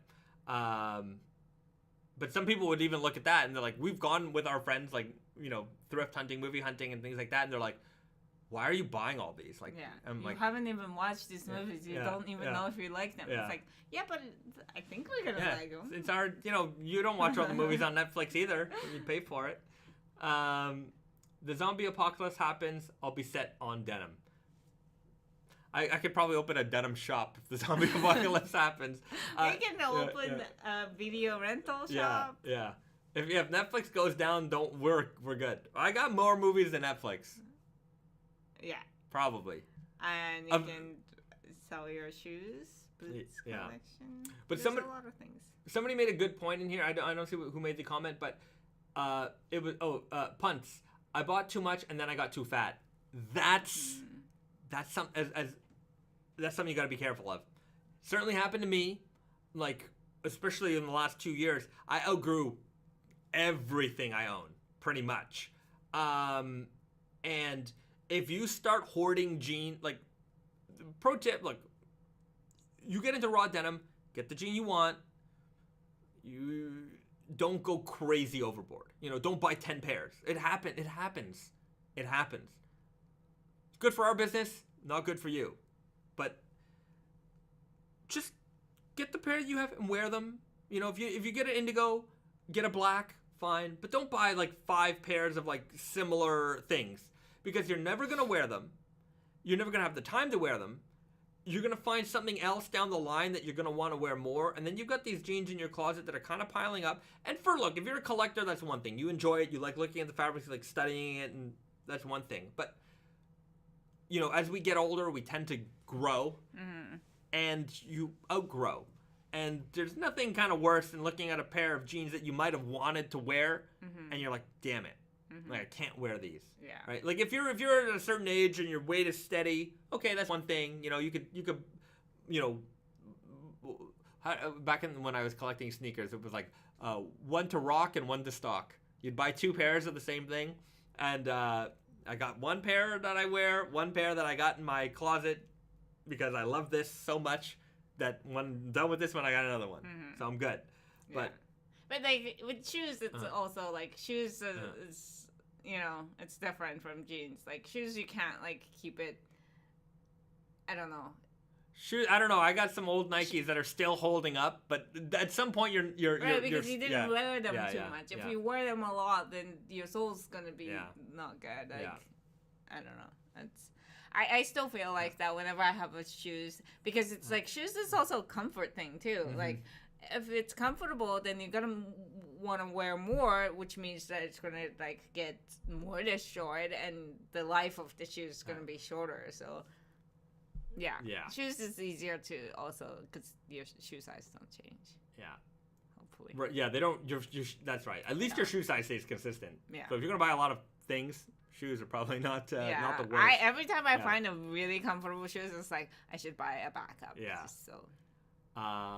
The thing with popular Rolex models is that you can't resell for big profit. Not so with jeans. Oh wait, the thing with popular Rolex models is that you can sell for big profit. Yeah, I'm not really into the resell anything world. Like but you make your purchasing decision based off of the retaining value, because if you get tired of it, it's a good idea to have something that you can resell than like put it in the garbage. That's true. I like the idea of you and Risa not watching movies and Bezat saying, we should go get more movies. We do it all the time. Yeah.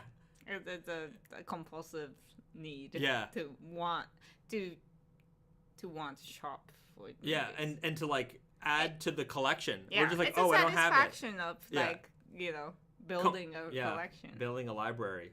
Like seriously, when you come home with 30 movies, which one do you watch? I don't know. None of them. We just watched the movie that we've had for like 10 we'll watch the one that we bought like 5 years ago, and we've watched like 3 times since. Yeah, like, it's doesn't make any sense. It's okay. It's all right. I still enjoy it. KW, there's a lot of watch theft going on in the past 2 years. Please be careful, guys. Please be careful. It's good advice. Be careful in general. Watch theft isn't off of your wrist or who knows? I sometimes I stumble upon YouTube news clips of things that are going on. Things are looking crazy in the world. Boku Jan, how do you deal with the clothes you outgrow? Do you give them to Risa? Risa definitely gets a bunch of clothes that I outgrow. Yeah. Or shrunk in the wash or whatever. Like I have them all. Yeah, Risa's got anything that can fit Risa. Risa gets. Anybody who comes over who is relatively my size will immediately get approached with, "Hey, do you need some X, Y, or Z?" And then especially shirts. Oh yeah. Jeans are hard to give away because waist is more varied, but shirts, Like when we lived in Canada, like friends would come over more often, so I was able to like unload stuff. but like, you know, being here and like with the, you know, border shut down, like nobody's been able to visit us. So like things have just kind of been piling up a little bit. But yeah, I have a lot. I have a lot.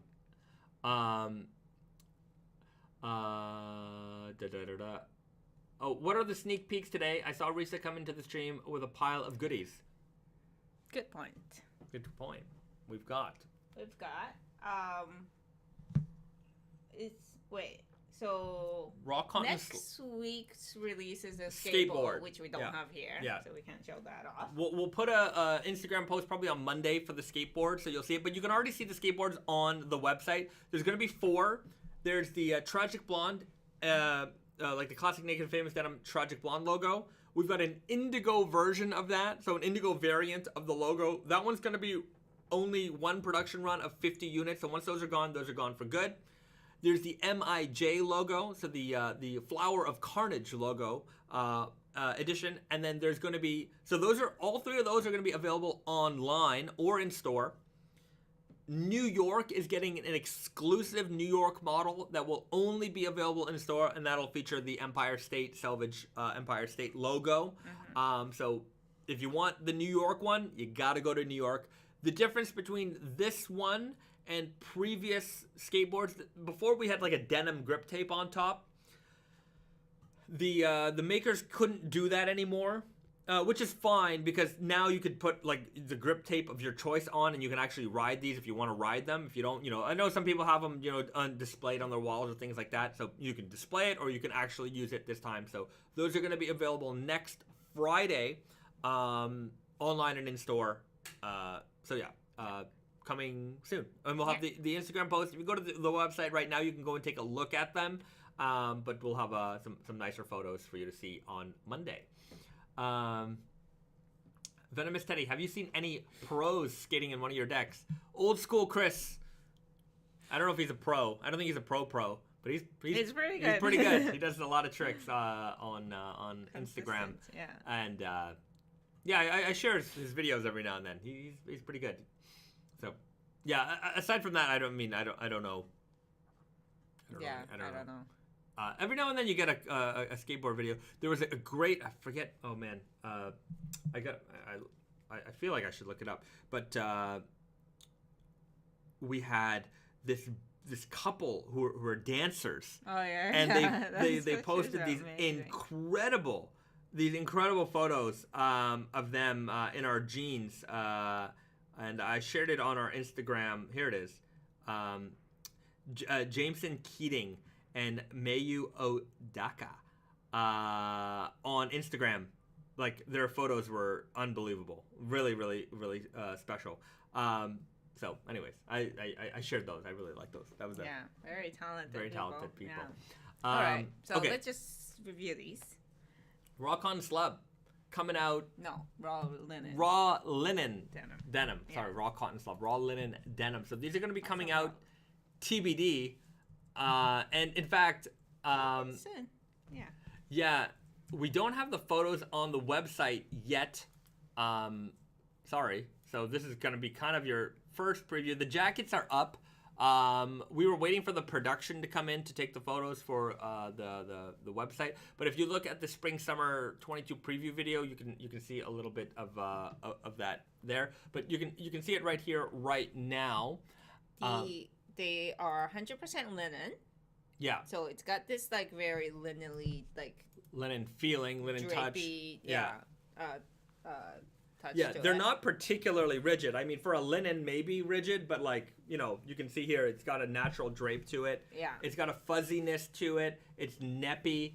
It's very neppy. It's hard to see. It might be hard to see, but yeah.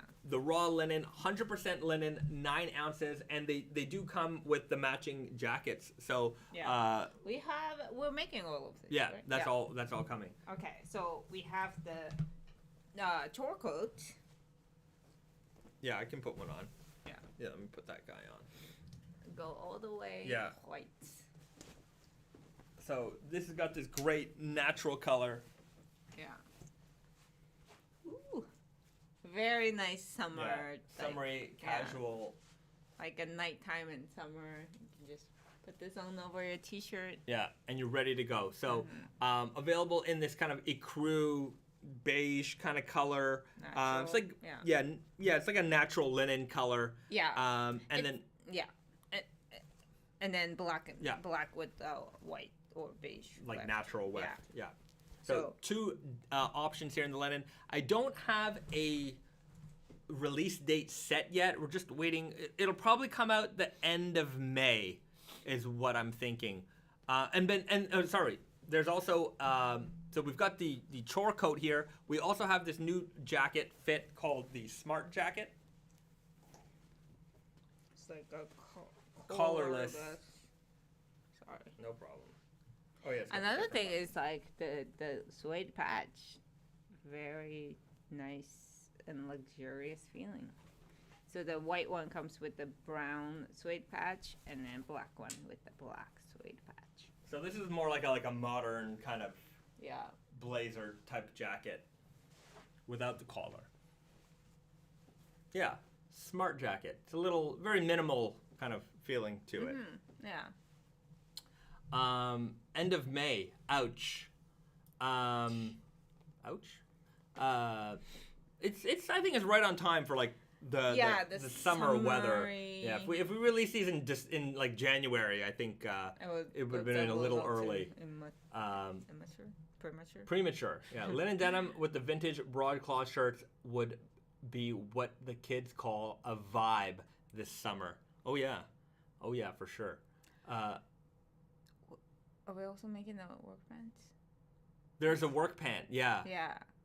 You'll have to stay tuned. We'll get some more product photos and social media shots of these soon. But this kind of went all the way with the we made a lot in the raw linen. Yeah. So great lightweight, airy material, perfect for the summer. If you like linen stuff, then this is definitely going to be right up your alley. Yeah. That shirt is fire, low key. Appreciate it. I don't know how low key. It's kind of I love when I don't know if like when it's when it's a negative thing, it's good that it's low key. You're not like furious about it. But like when it's a compliment, I don't know if it's a good thing that it's a low key. Yeah, that restaurant is low key fire. Yeah. Low key. I'm like, is it low key? Low key is like you don't want no one to know, but I want people to know. I don't know. What do I know? Yeah. Any word on the weight of the elephant ecru jean? So I talked about it a little bit earlier in the stream. Elephant ecru, as it is being planned, will be a 20 ounce, but it's looking like it's not gonna happen anymore for spring 23. It will be pushed. It'll be pushed over for later. Because the reason why the elephant ecru kind of became an idea was because our mill told us after some yeses and nos, they told us there was a final no on the Elephant 11S version. So the Grandrel Indigo Warp Black and White Weft. They said that they couldn't make a stretch version of that Grandrel yarn. So we're like, okay, fine. If you can't do that, and that was after many yeses and nos. So we said, okay, let's start pursuing this ecru. And then when we told them that, they're like, oh, actually, we can make the yarn now. And we're like, oh. So now it's good. It's great. Yeah. But it's just, the amount of back and forth was just a little, we were making new plans and all this stuff. So Elephant 11S is back on. So that'll come for spring 23. There is a new ecru planned for 23, like a 14 ounce. So selvage. So we had the natural with seed, which was a stretch, lighter weight, non-selvage.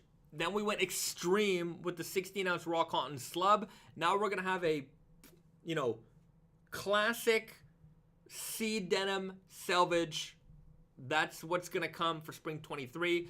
We'll push the heavyweight elephant version maybe into the fall, maybe into the... Anyway, we'll figure that out. But that's the plan right now. The plans change a lot.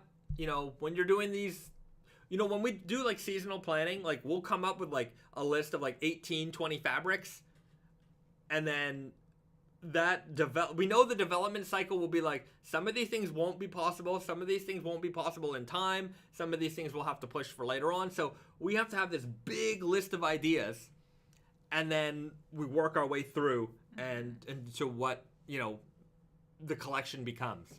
So yeah, there's a lot of moving parts in this whole thing. Since you can't keep any secret, all of that like back and forth gets confusing to you guys. Yeah, you guys know about it.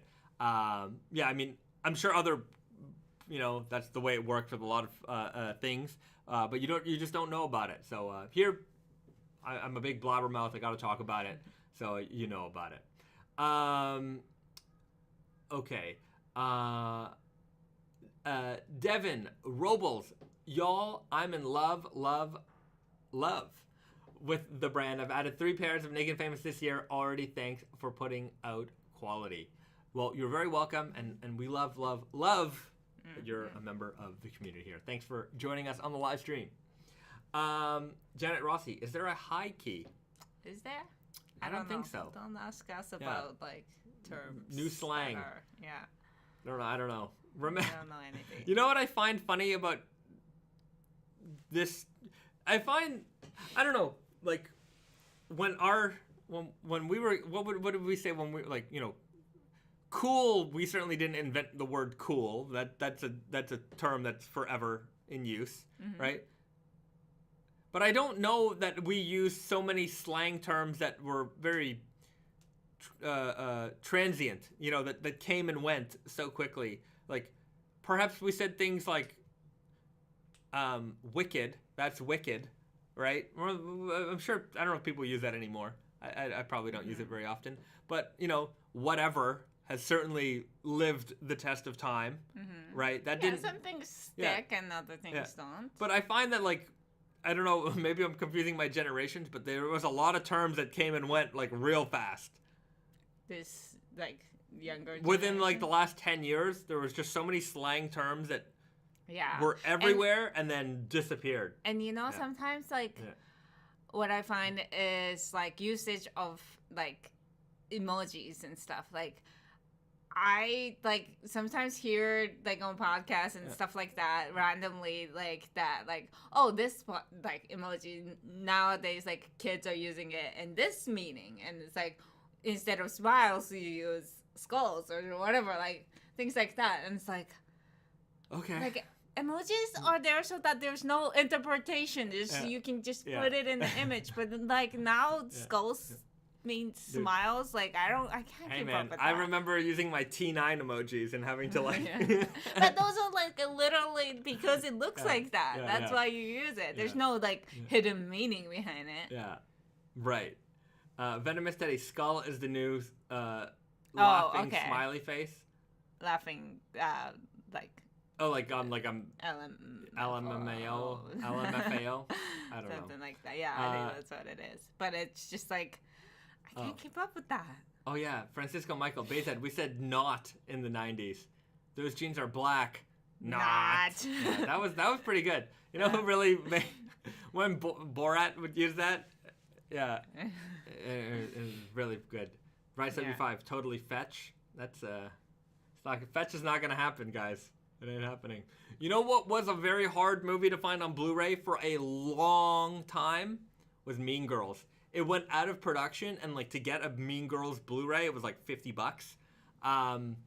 And I remember finding it in a 2-pack with Clueless, and I was like, oh my god, I can't believe it, because like I was looking for Mean Girls for so long. And so I have this Mean Girls Clueless 2-pack, and then they did a re-release of Mean Girls on Blu-ray in a pink Blu-ray package, which I immediately bought. So I have 2 copies of Mean Girls. Mm-hmm. Who doesn't? I probably have it on DVD somewhere too. I still can't find True Lies on Blu-ray. There's a lot of movies that you'd be surprised aren't on Blu-ray. Yeah, Arnold Schwarzenegger. Is that? I don't know. Maybe it exists. I'm not sure. Here's a pro tip. If you ever find the movie Dogma on Blu-ray out in the wild, buy it, because it's worth like $100. That's a very hard Blu-ray to find. It's out of print. It will never go into print again. Kevin Smith, Dogma. I had 2 copies of it. I gave one away to a buddy.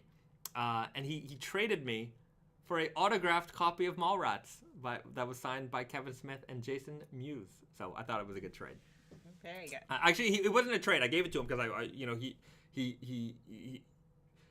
he was telling me that he was like looking for it. I'm like, dude, I have 2 copies. I'll give you one. And then he gifted me later on with an autograph. So that was a very, very nice gesture. Bros supporting bros. Todd Hackett, Mean Girls was about the high school I went to. Tina Fey was a graduate. Really? Wow. That's pretty cool. That's pretty cool. Where is that? Yeah, what high school is that? Let us know. That's pretty neat. I used to be with it, but then they changed what it was. And now I'm what isn't it anymore. And what's it seems weird and scary. It'll happen to you. It happened to me, that's for sure. Grandpa Simpson. Which girls from Mean Girls are you two? I don't know. I watched it once. I oh, really? Remember. I only remember that Lindsay Lohan. Yeah, Lindsay Lohan. Yeah. And what was the name of the Regina? Something. You know what? Anyways, I sometimes mention. I'm sure. Mean Girls. Heathers, and Jawbreaker. If you like me, you see the transition. So Heathers, Jawbreaker, Mean Girls. A lot of people forget Jawbreaker.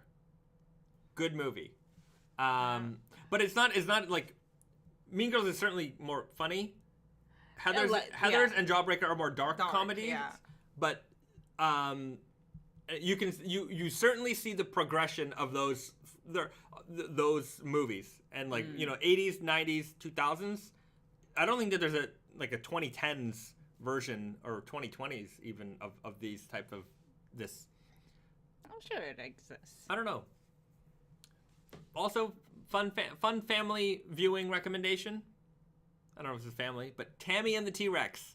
If you've never seen Tammy and the T-Rex, never seen it. I guess it's high school students. If you've never watched Tammy and the T-Rex, it's what's her name is in it? I don't know if you guys know about this, but he loves high school teenage drama I love American Pie. I like those movies. But Tammy and the T-Rex is starring Denise Richards and Paul Walker of Fast and Furious fame. The late Paul Walker. But this movie is hilariously bad. It's incredible. I don't want to ruin it because you have to see it for yourself to really enjoy the humor in it. So, anyways, there you go.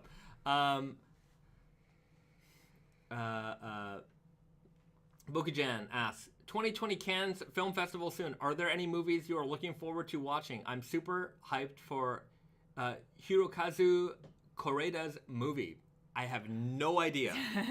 We don't pay as much as we love movies, we actually don't pay attention to news from or award shows, whatever. Yeah, we really don't. Francisco Michael Bezet, are you a Superbad guy? I'm a huge Superbad guy. I love Superbad. It's one of my... Oh my god, the amount of times that you make the hops joke. I say anytime there's a beer in front of me, it's I don't at drink. Least once a week. If Risa's at the store and she's looking, because there's a pretty big variety. And I say, oh, this is a new one, I want to try it. Oh, I hear they've added more hops. Every single time. Recipe. Every time. It'll happen every time. I love Super Troopers. I love Super Troopers. Super Troopers 2, I also enjoy it just because of the French Canadian references. French Canada. But yeah, I love Superbad.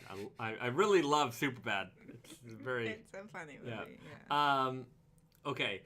Dawson, Risa, have you been embroidering any new designs? You got to show this one off. Dave. Yeah. It's in the works. Yeah. I've been dreaming of a denim jacket with a huge selection of Ghibli patches on the back. Well, you know who to call.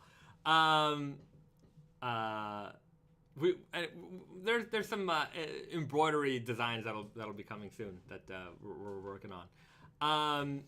But yeah, this is Risa's current. We needed an apron, so I made it with like extra fabrics that I had. So Risa made the apron, and now she's embroidering "Kiss the Cook" on the front there. So progress, so anytime you wear it, you know what you're gonna get. So that's the current project. Yeah. So it's all chain stitch embroidered by Risa. This is all she drew out the font and everything. She did the entire design, and then all the stitching is done manually, basically hand operated by hand. So if you want to, we you know what the problem is, that we don't I forget the word I'm thinking of, but document the production process for some of these things, like. Yeah, because it's kind of, I don't know. Risa kind of just does it when she has time, and then, Yeah, but it also, this takes hours. So, I spend, because, we work at night because of the time difference. Sometimes I just want, a cushion between, work and sleep. And I just, put in, 15 minutes, 20 minutes, and stuff like that. So, in the dark. Yeah, it's coming. Todd Hackett, you guys have a chain stitching machine? Yep, we have one here. Mm-hmm. Okay. Gotta keep saying the hops line. That's a core marriage memory. Absolutely. Okay. You know what? I'm gonna grab a snack. Oh, do we have? I'm sure we got something. We got something for snack time. Let's see. That would make a 6 time-lapse video. Yeah, I know. I wish we were better at that kind of stuff. We really don't document any kind of process. It takes, planning, and I think we just don't do that so well. But we're gonna work on it. Something like 8% of kids do it, but whatever. I don't know what that means. What was it? It's from Superbad. Oh, it's I don't remember. Drawing. Okay. Oh, Okay, yeah. real talk, everybody. That line, I'm not going to go into the depths of it, just whatever. I had a friend in junior high who literally did that. Literally. I heard that it's compulsive. I think it's real. Yeah, when I saw that in the movie, and especially the character was kind of looked just like my friend, and interesting. And I remember one day walking home from school, and my buddy was like, "Hey, can I show you something?" And I'm like, "Yeah." And That's the weird part. And he pulls out this binder, and it's all drawings of that, all just the whole thing, and I'm like, okay, dude, that's weird. For real, I'm not joking. That was real. And when in the movie when they're like, yeah, something like 8% of kids do it. I'm like, I don't know what 8%, but I believe that this is a thing. Yeah, no, but I heard somewhere else that it's one of those compulsive, maybe it's similar to I don't know. Anyways, we won't get too much into that, but I know people like that did, Dawson, I knew people that did that in middle school too. Yeah, I guess it's real. Real.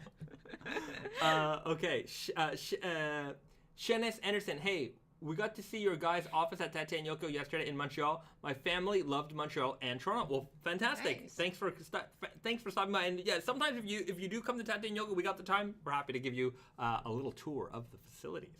All right, we've got snack time today. This right here. Risa, what is this? It's a Gekikara Mania. It's a Zekkyo snack. So this thing is screaming that it's yabai. It's supposed to be it's like a Cheeto. Three type of chili spice. Okay. So it's chili pepper and black, like pepper, Okay. black pepper kind of pepper, and then like the Chinese pepper. Okay. Yeah, I don't know what they call So, it, but yeah. It's supposed to be pretty spicy. Yeah, it's supposed to be extremely spicy.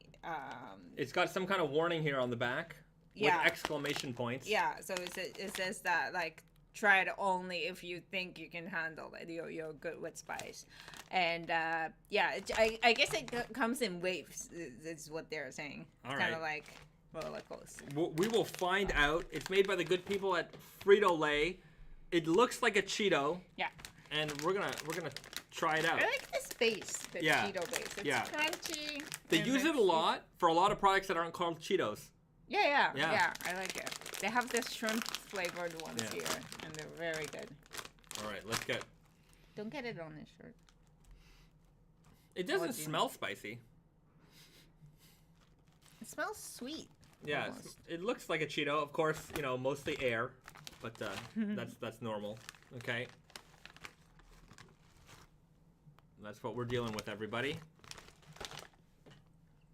Okay, so very Cheeto-like.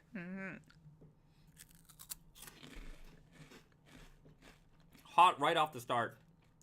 Feel the tingle on my tongue. The Chinese spice comes first. Chinese spice, immediate. Fills your mouth. Nothing else, really. I mean, I think there's a chili. Yeah, I don't know about waves, but it does stay though. Yeah, this stays. This is sticking. Yeah. This would not be good if you cannot handle spice. Like Pretty spicy because I think it's just like the chili is one thing, but those like peppery Chinese peppery spice are pretty spicy. These are good. The Chinese spice. Whew, overpowers everything. These are hot. But I think it's complemented by the chili spice. Yeah. Too. I don't know feel about it. Black pepper. Maybe it's I there. feel it. This is good. This is a good chip. Ooh, Very spicy. Yeah, it is spicy. It makes. Yeah. My mouth is like hot. Yeah. Yeah, it doesn't go. I think it's it's in Ooh, there. I'm feeling it. Okay. I might have to take a drink of water. All right. Well, that's it, guys. I'm going to score that 7. Wait, 7. out of spice level or delicious level? In general, chip level, that's a 7-7. That's a good chip. It's a good Cheeto. The spice level is a 7-7, I would say. You know, 7-7 on spice is not a 10 out of 10. It's a 7-7. It's hotter than your average chip. Average chip is probably in 6. Like a hot, spicy chip, average 6. 7-7. It's on the higher scale. You're going to feel it. Don't give this to children. They will have a bad time. Delicious but painful. Yeah, delicious but painful. I can feel It's delicious. I really like these like Chinese spice. Like there was, you know, in Japan, there's everything is a trend. Yeah. Right now, pistachio, everything. Hotter than Flamin' Hot? Way hotter than Flamin' Hot. Flamin' Hot is like probably like a high 6. Way hotter than a Flamin' Hot. This is way hot. I think it is the combination of different peppers, maybe. Yeah, Chinese numbing spice is really good. Yeah, that's what this is. Yeah, it's delicious. I like the taste, but it is really spicy. Yeah. That's probably the first time you actually said a snack is actually hot. Maybe. I'm sure one of those Packies chips, maybe like the hottest one. But like even when we did the hot ones, I didn't feel like the heat hung around as much as this. Yeah, this is hanging around like a lot. Yeah. Showing on the doll where the Cheeto hurt you. All right. Well, guys, Bayzet is visibly warmed up. Yay. Yeah, I feel it. Yeah. I feel it. Somebody said, don't touch my jeans. You know what? Good point. I got to be careful with Cheeto. Jeans is fine because, you know, it's supposed to be. Well, Cheeto dust on your jeans. Dorito. You don't want it on your t-shirt. Maybe not. It's like not a good look. Could you review something with salt and vinegar? We can try. There's actually not a lot of salt and vinegar chips in this country. They're harder to find. Oh, yeah. Like, my brother-in-law always, like... Every time we find a pair... Not here. Yeah. Like, it's just, every time we find a bag. We gotta get them. What are these called again, Risa? It's like Gekikara Mania. Gekikara Mania. Maybe your local Asian grocery store might have these. This is only going to be on the shelves in Japan probably for like 2 months. Like this is. But like we bought this, you know, maybe last week or something like that. We haven't seen it since either. Yeah, there's a lot of products in Japan that hit, and like they'll release it for a month and it's gone. Like gone. Yeah. So that's the weird thing about Japan is that like a product like this will come out. Who knows? I mean, I don't know what their mentality is. I guess everyone they try to boost sales, but I mean, this is not something that you always like want to repeatedly buy, though. I think you just like if you like spicy stuff, then maybe it is. But yeah, Gekikara Mania. Yeah. Gekikara Mania. Gekikara Mania. Yeah. Heat up BD. Heat up the stream with a like. If you like seeing me get spiced up with spicy chips, hit the like button, and I guess we'll leave it there. Mm-hmm. All right, everybody. It's been a fun live stream. It's been a spicy live stream. A lot of great topics. A lot of great conversation. Mm-hmm. We'll be back again next Friday. Mm-hmm. Right here. Same bat time. Same bat channel. 7 p.m. Eastern on our YouTube channel for our weekly live stream. Have your questions ready in advance. Let us know, in the comment section below what kind of stuff you want us to cover. And we'll be sure to cover it next week. I don't think we forgot anything. All right. Be good to each other, everyone. Mm-hmm. And have a nice weekend. Bye, everyone. All right. Bye, everyone. Okay.